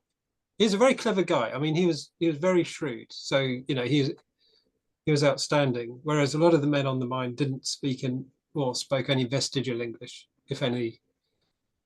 Some of them spoke hardly any English at all. So I'd have to learn a bit of the local lingo to get by with them, which I tried to do. I think again, it's a bit like Nicola was saying, it's what people devote their time and energies to, isn't it? So like you were saying, similarly, before the advent of completely lost what you were saying. So not solar TV. What were we talking about? Satellite TV. That there was a keenness to be able to communicate with people that you were engaging with, and because not only did your relationships necessarily flourish better when you're in your working place, but those relationships have the potential to continue outside of the situations that you're in. But now I guess people go home, they're exhausted, they put their feet up when they watch the telly. There's not such an appetite to get out and carry on engaging to fulfill your kind of social. Did I hear my name? No. Yeah. You're right, though. I mean, about the multi-language services, it meant that because there was English in it, therefore I could join in. If there'd been no English, I would have probably given up. So I could join in a bit. And the Anglican Church in Gwanda had a fairly educated clientele on the whole. They were fairly bourgeois, most of the congregation. So quite a lot of them knew English, some to quite a good degree. A lot of them were graduates. You had the civil services were all based in Gwanda, in the hospital. So you got the families, relatives of the civil servants, police, district administrator, district governor, doctors, nurses, traders, businessmen. So when it was pretty impartial, when they switched happily between all 3, although I found it a bit bewildering at times, actually everyone rubbed along quite well. And then the new vicar came. Although he was in Ndebele, he was married to a Shona woman, and he seemed to favour the Shona quite strongly, even though the area we're living in was basically an Ndebele area. And a lot of the congregation started to complain that the new vicar was too Shona. He's putting too much emphasis on the Shona, and they started to drift away. So they're okay with a kind of even-handed kind of mix of all 3, but when it became too emphatic on one of them, then some of them got disenchanted. And I think that was partly a political thing, in that the Shonnas were Robert Mugabe and the government and the administration. You know, all the arms of government basically are dominated by Shona. It's a very political thing, that tribal thing. Well, the tribal thing became very political. So Ndebele was very much the second-class language when it came to politics. It was the language of Joshua and Como. And there's very few members of the government that were not Shona. There's one or two in Ndebele, and they had to kind of pretend to be Shona to maintain their position. So I think the other thing about the Shona was that the vicar wanted to be a bit of a stooge to the powers, to the Shona powers. And the Ndebele didn't like that, because it had a kind of vague sense of threat about it as well. You know, as if he's going to start being harsh against Ndebele or something. Mm. And one of the first things Mugabe did when he seized power was he killed about 30,000 Ndebele to kind of keep the rest in line. He would go through villages and simply slaughter the whole village to make sure that the rest of the Ndebele didn't try any kind of insurrections or tricks or separatism or anything like that. So that was a pretty bad business. And so it could be that the vicar being a bit Shona had echoes of all that going with it. Yeah. And English, curiously, was kind of neutral in all that. You know, it wasn't part of the tribes. So English has this kind of lingua franca status, but it's not a politically loaded language in the same way that the tribal languages are. Mm. And other languages like Shangaan and Venda and Batonka, Sutu were simply tiny minorities. So from a tribal point of view, political point of view, they just don't count. You know, they're not a threat. So yeah. I think you get the same kind of ethnic sort of bloc politics that you get, say, in Iraq and Syria. I don't know if you're aware, Bashar al-Assad is actually an ethnic minority. And Saddam Hussein, as a Sunni, was in a minority in Iraq. And both of them promoted Christians and Druze and Jews because they're all vulnerable minorities, and therefore they can never be a political threat. Mm. So a really successful Christian general, for example, in Syria, will never be a threat politically to the government because he's a Christian. He doesn't count. You know, the political blocks are all Sunni or Shia or, you know, subdivisions of those. Mm. So it's kind of interesting to see how language and identity play out in that kind of scenario. Whereas I suppose you don't really get much sense of that now in Wales. It's just that I think it's just the cultural hegemony. I think that's the main challenge. It's just the overwhelming cultural hegemony of international English and media. It just kind of flattens everything, doesn't it? And you know, you get Indians in India that don't speak any native Indian languages, that just speak kind of international English. They didn't get much of a chance, though, did they? Bless them. What, the Indians? Oh, I'm thinking of Native Americans. Oh, no, I think of India. You're on about India, sorry. The subcontinent. No. That's what I find kind of curious. There's sectors of the population of India that speak no other language except English. And when you're talking about a population of 1.3 billion, you know, there's 100 million people in India that don't speak anything except English. I don't know what the numbers are, I'm just guessing, but, you know, there's sectors of the population like that, which I find really kind of curious in its own way. So there we are. Well, they do say when the last English gentleman died, he was being born and bred in India. Yeah. But P.G. Wodehouse is famously popular over there, isn't it? Is it? Yeah, other, you know, 1930s books and things like that. Yeah, strange. I thought Jeeves was really good, actually. I like Jeeves very much.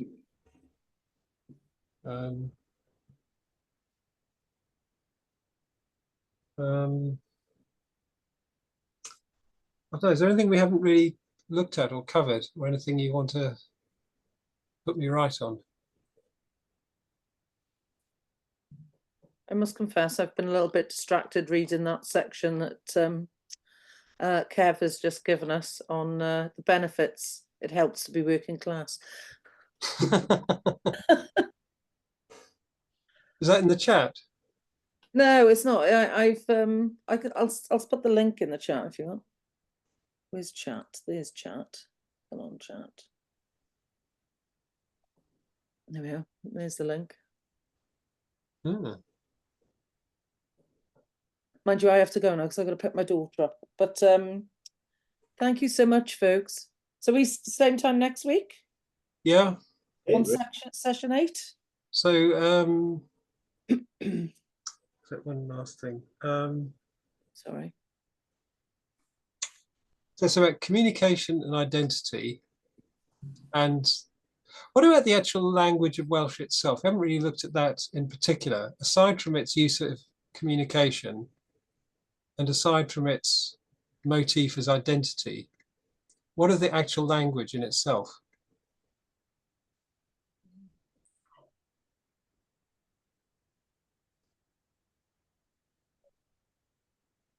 Well, there's a bloke, I can't remember his name now.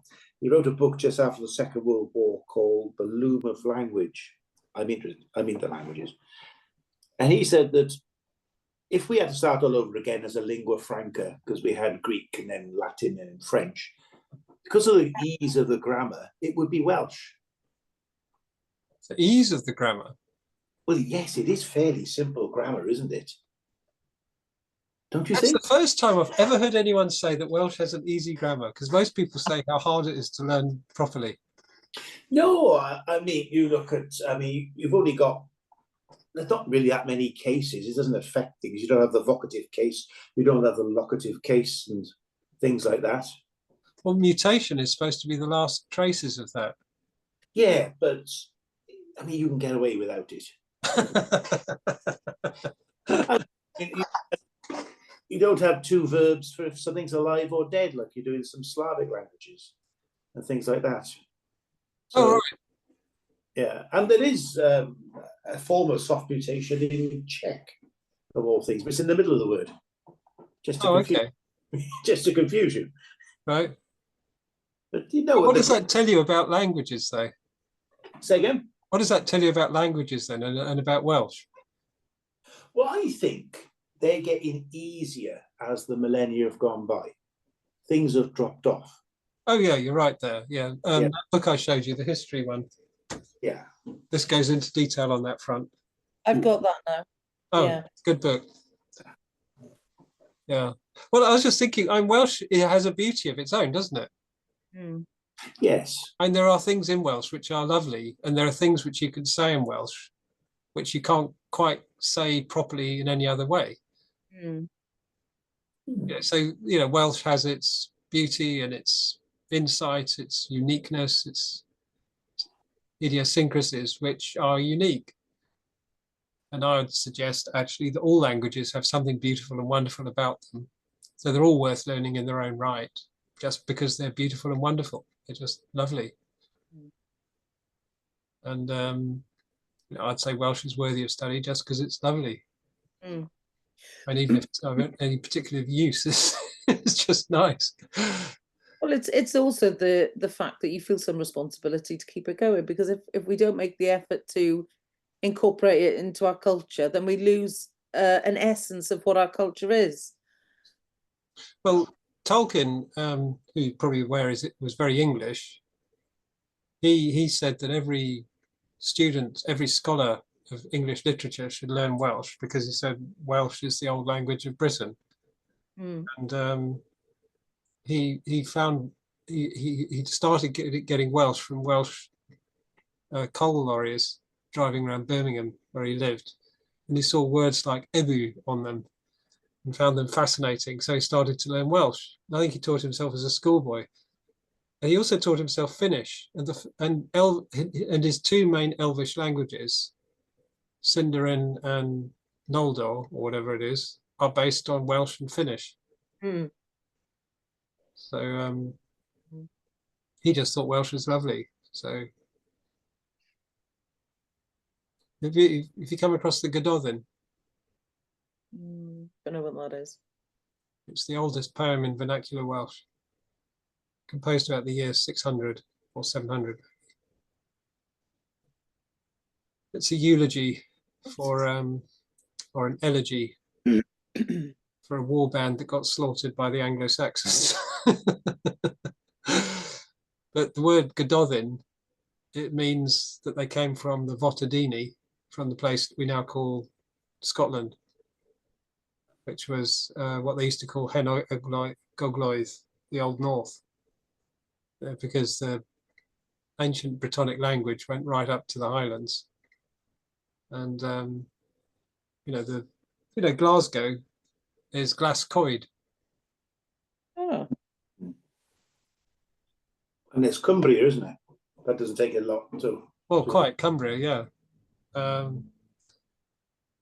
Was it Strathclyde, Astrad, Cladach? So yeah, but then the lowlands were settled by Germanic invaders, as per the lowlands of Britain, the rest, England, and so they developed a language quite similar to English. There we are. Do you think, and you just could throw this out, because the Scottish language has basically died off, that Scottish nationalism has got a bit of a nastier edge than Welsh? What do you think? It's an interesting point. I think if you hold the three of them side by side, you've got Welsh, Irish, and Scottish forms of nationalism. So the most extreme form of Irish nationalism is probably the IRA, which is extremely aggressive, which has a strong Gaelic angle to it. So you get people in the Northern Irish Assembly that flatly refuse to acknowledge any speech if it's not given in Gaelic. But then the Highlands of Scotland, you've got a kind of Gaelic, which is basically the same language as Irish Gaelic, but it came over with Columba and with the Irish missions to the west coast and into the Highlands. So before that, the Picts spoke a language that's probably Brittonic, probably PQ Celtic, but no one's quite sure because there's no written evidence of it. But I think from place names, there seems to be some suggestion that it's probably P Celtic. But it's vague. But then the displacement of Gaelic happened a very long time ago in the lowlands. That was pre-Viking. So you've had the Scots dialect as opposed to English. Scots, the language of Rabbie Burns and all that kind of thing, has been around for 1,000 years. So that the nationalism, then you've got two different bases in Scotland, really. You've got the Scots, which are speaking the Germanic language, and then you've got the Highlanders and the Islanders, which spoke Gaelic at one time. And then, so the current Scots nationalism doesn't really relate to language at all. It's really economic, isn't it? Yeah, and there seems to be a hardness of it. Perhaps just my imagination, that as opposed to the Welsh nationalists, we've got the jewel of the language that they haven't. I'm just kind of thinking aloud. I'm not sure, because there's no wrong answer. I'm just thinking. No, I'm just wondering. Because, I'm thinking of the Scottish National Party. Now, their nationalistic aspirations are wholly economic and political, aren't they? Yes. They have almost no cultural interest at all. So, you have that Muslim bloke as the head of the SNP, who obviously has nil interest in Gaelic or Rabbie Burns. So, and I've never heard of any kind of association with the SNP with that kind of thing. No, because they have their signs in Gaelic in the southern of Scotland where Gaelic was never spoke. Yeah, But then Scottish culture has an incredibly kind of strong presence, irrespective of nationalism. So it could be why they're so separate, in that Scots nationalism doesn't actually need any cultural dose because that's massive already. And everyone's heard of whiskey and tartan and bagpipes and Scottish country dancing. Would you believe it? We had when I was at grammar school, the head of games in our school was a Scotsman, and we had to do Scottish country dancing for PE for the first 2 years. And we had to dance over swords. So we had this whole stack of old swords. And we started off practicing with crossed ties on the ground, because of course, being a grammar school, we all wore ties. So you get a couple of ties and cross them on the ground. And then once you had progressed to a certain level, then we had swords. And of course, it's bare feet, because this is an old-fashioned grammar school where you exercised in bare feet, a pair of gym shorts and nothing else. And so you don't. Sorry? They didn't have to do a risk assessment, did they? Yeah, so of course, if you stubbed your toes, it was quite sore. So, I mean, they weren't sharp swords, but they were metal. Yeah. So if you stubbed your toe on them, you definitely noticed. And but that had nothing to do with any kind of nationalism. That was, we used to call him Jock, of course, being really witty, original grammar school boys.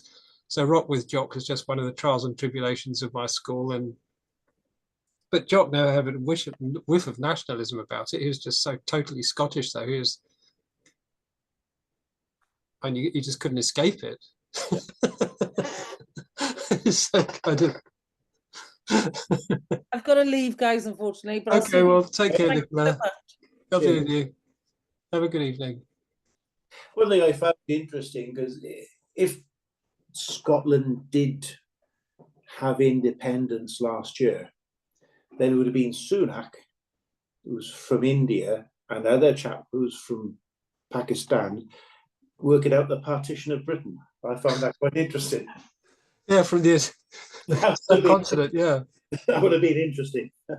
Except the border is quite well established. They wouldn't have to haggle over it, would they? That's true, yes. Yeah. Yeah. Yeah. I don't know,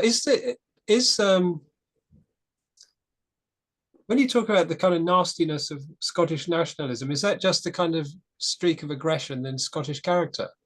It could be. It could be. Because there's that streak of kind of aggression there anyway, which is why, for example, the rate of murder is so high in Scotland. Yeah. But I would just, as we were on language, I thought I'd just throw it out there and see where it landed. Yeah. Did you ever see that film Train Spotting? No. It's quite funny, but it's a kind of meditation on nationalism in a perverse kind of way. And then one of them says, they go off to, there are a bunch of junkies from Edinburgh that go off to the Highlands to admire the scenery, and they say, well, what are we here for? They say, oh, it's great, it's glorious. He says, no, it isn't, it's boring. And they have this kind of argument. They end up saying, yeah, Scotland is such a messed up, useless place. We even got conquered by a bunch of losers like the English. I mean, what does that make us? Yes. So. Yeah, because now Cornwall's lost its language. It's being resurrected, but it's like a zombie language, isn't it? Although don't tell that now in the pubs. But they're trying their best to bring it back, or certain sections of it. Yeah. But I'm just thinking, language is I think it softens the. They've got something that's still alive. I'm just curious. Yeah. Because, like I say, people don't speak Gaelic down south. I don't think they ever have, really, have they? Gaelic? Yes, in Scotland. Yeah, they have. Yeah, but not as, all the way. More of sort of your Welsh, your Brythonic sort of, as opposed to the Irish sort of. Yeah. But now it's firmly a Germanic language. Don't call it an English language.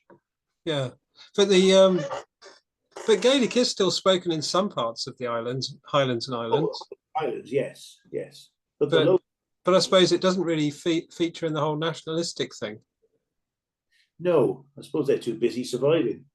So, but you're right. I mean, there is a separation between Scottish nationalism, between the language Gaelic, and Scottish culture, which is whiskey and tartan and bagpipes and whatever else goes with that. They don't feel any particular need to combine them, do they? No, no. Whereas in Wales, there's very much a linguistic thing. Yeah. We've got a much weaker musical tradition. You know, there isn't nearly the volume or quantity of Welsh folk music that you get in either Scotland or Ireland. I think Welsh folk music are hymns.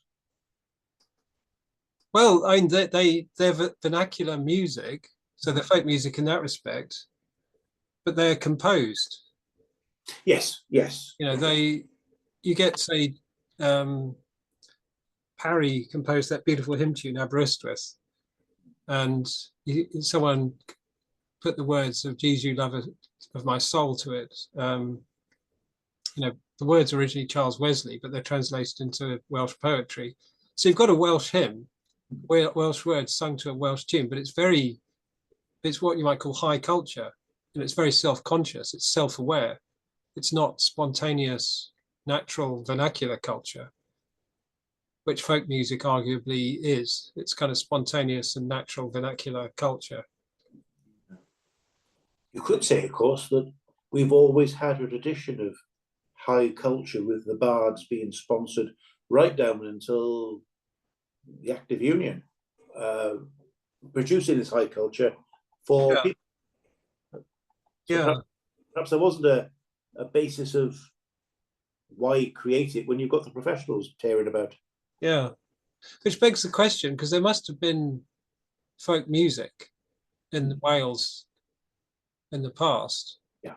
So why did it not survive as vibrantly as in Scotland and Ireland? Good question. But then the nationalism, like in Ireland, you've got this strong sense of identity with the music, isn't there? With Irish dancing. Yes. But the language, again, is not nearly so important in Irish, although the IRA and probably actually one of the hotbeds of Irish language is probably the Northern Irish Assembly, actually, because it gets so politically charged there. But in the South, a lot of them don't speak any Irish at all. You know, everyone just speaks English.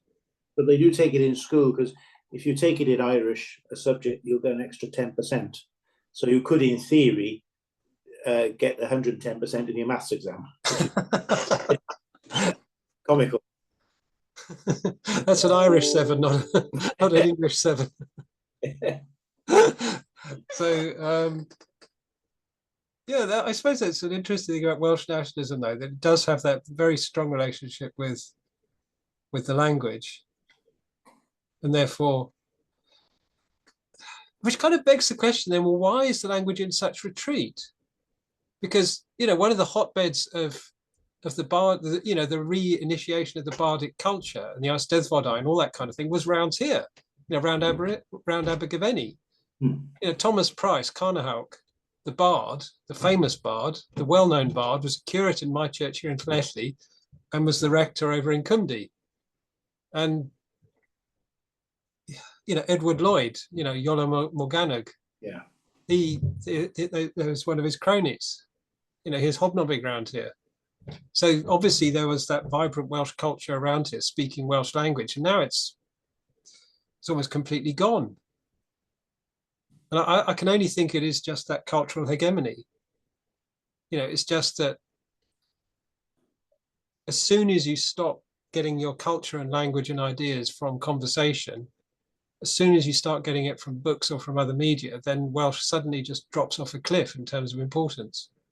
You know, while it's the language of people, and people are the medium of exchange, then it's vibrant. Yeah, and of course the brain drain, because of the three boys my friends got who've been to university, none of them live in Wales now.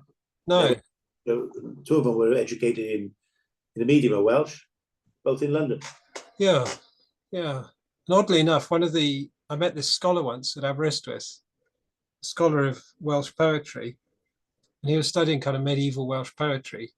So, I mean, I'm absolutely confident about the long-term knowledge of Welsh. I mean, that's not going to go anywhere. It's so well documented and catalogued, and there are so many enthusiasts. It'll be fine. You know, it's not going to die. It's not going to vanish. But, you know, its popular usage, it just seems to be, to my mind, an irreversible decline. I just can't see how it's going to make a comeback. But he was Jewish. He was from Israel. Yeah. He learnt Welsh out of interest, got fascinated by it, was doing a PhD in medieval Welsh literature at Aberystwyth.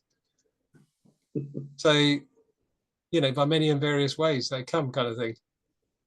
But then that's academic interest, you know, and you get people with the same academic interest in Akkadian or Sumerian or, you know, Linear B or Gothic or whatever.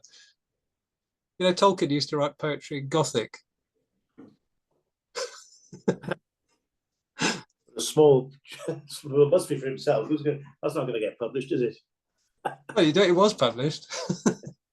Was it only because it was Tolkien or because of his poetry? Yeah.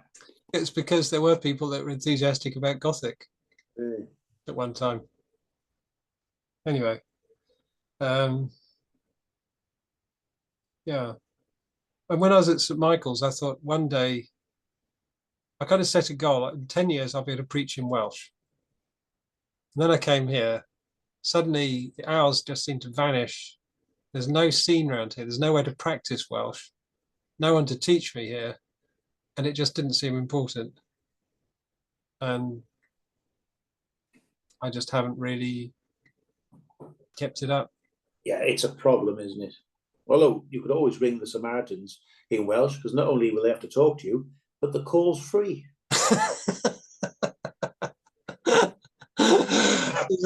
Oh dear. And one of the things I found hardest about Welsh actually was trying to get immersion. Now, when I was really trying to learn it, it's really hard to get Welsh immersion around here anyway, anywhere near here. Yes. You know, it's, if I want to go and learn French, I can just go to France and there it is. I'm surrounded by frogs, you know, and they're all speaking French. Yeah.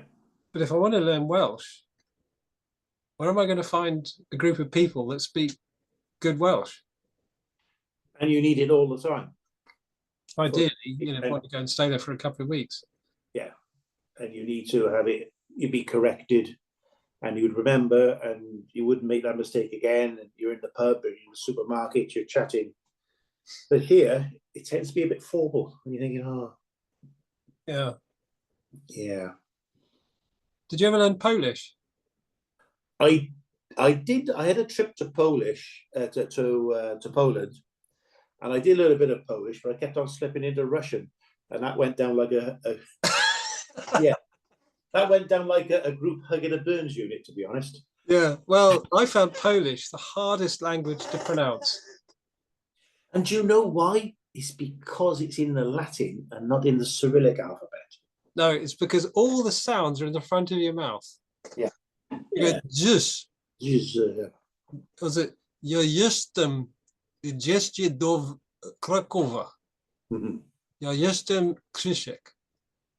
Gdzieś do Krakowa. And after speaking that for a while, my mouth felt as if someone was gradually kind of squeezing it. It made my mouth actually ache after a while. Yeah. It's also. It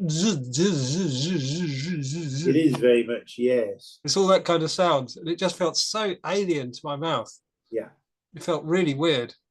I've never had a language as weird as that. I mean, Ndebele was quite straightforward. It's got clicks, which are kind of awkward.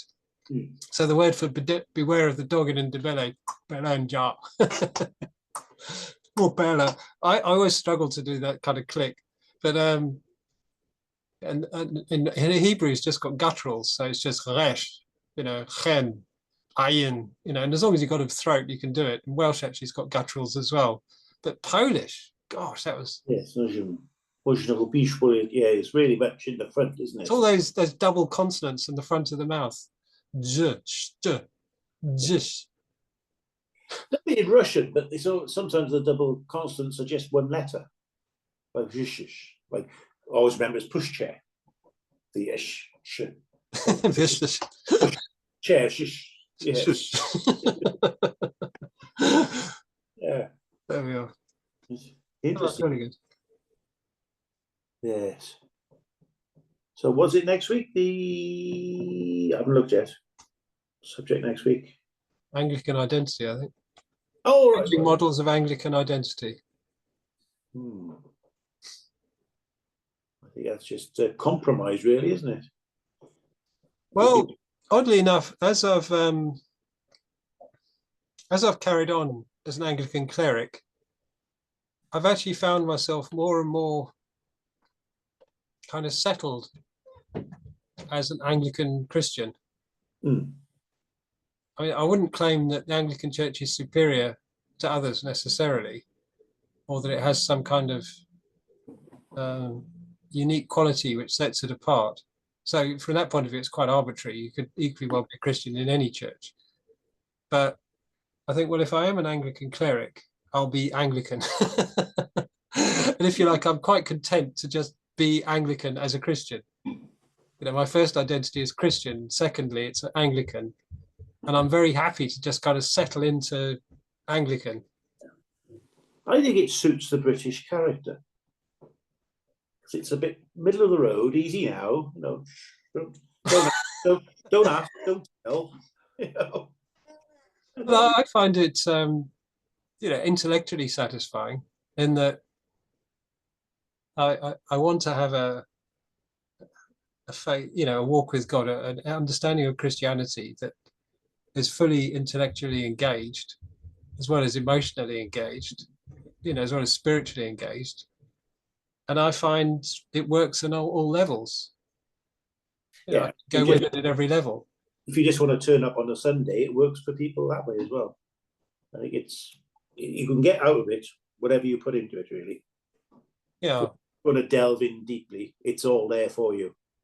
We are literally standing on the shoulders of giants when it comes to And as I've got more familiar with it, I've become more respectful of the reformers of Cranmer, Latimer, and Ridley, and the theology of the prayer book, as well as the achievements of the translators.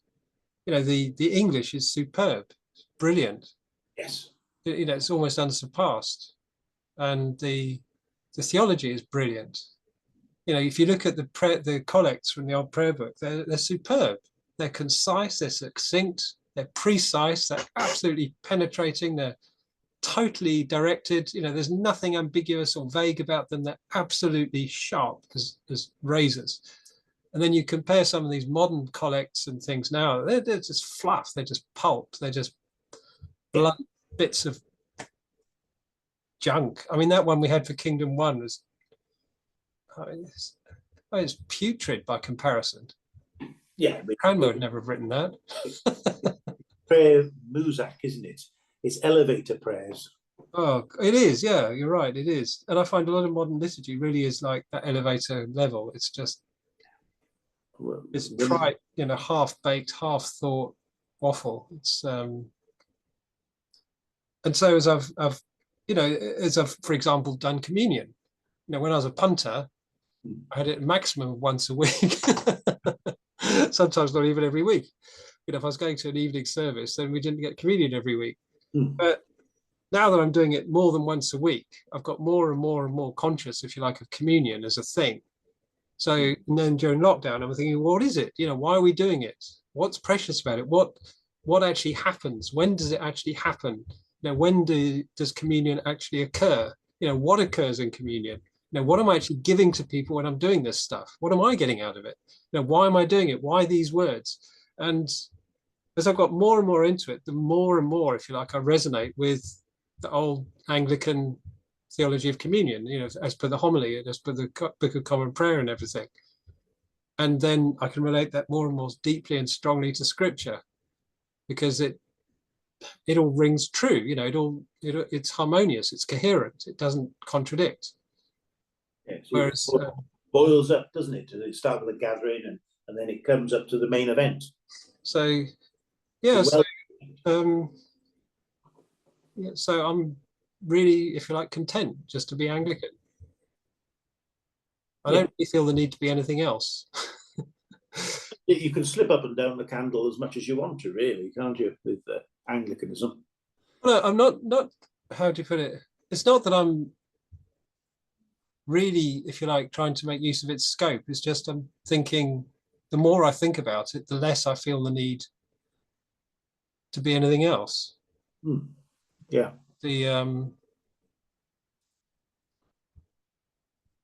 So I suppose I'm definitely not Anglo-Catholic in my sort of sensibilities, but I wouldn't really want to say I'm either high or low per se, in that I'm just trying to be Anglican. Yes, I mean, I couldn't get to my local church, so I went to St Mary's in Cardiff.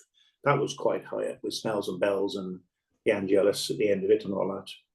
And so I found a lot of churches in Cardiff actually use the Roman Missal.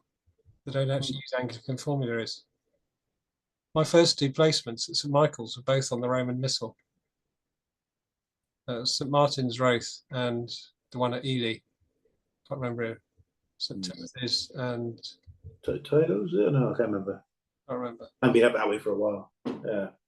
Anyway, it's getting late. It is indeed.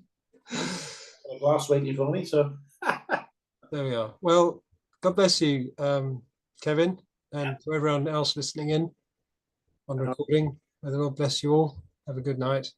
I'll wait and see you next week. Yeah. See you then. Okay, bye. Good night.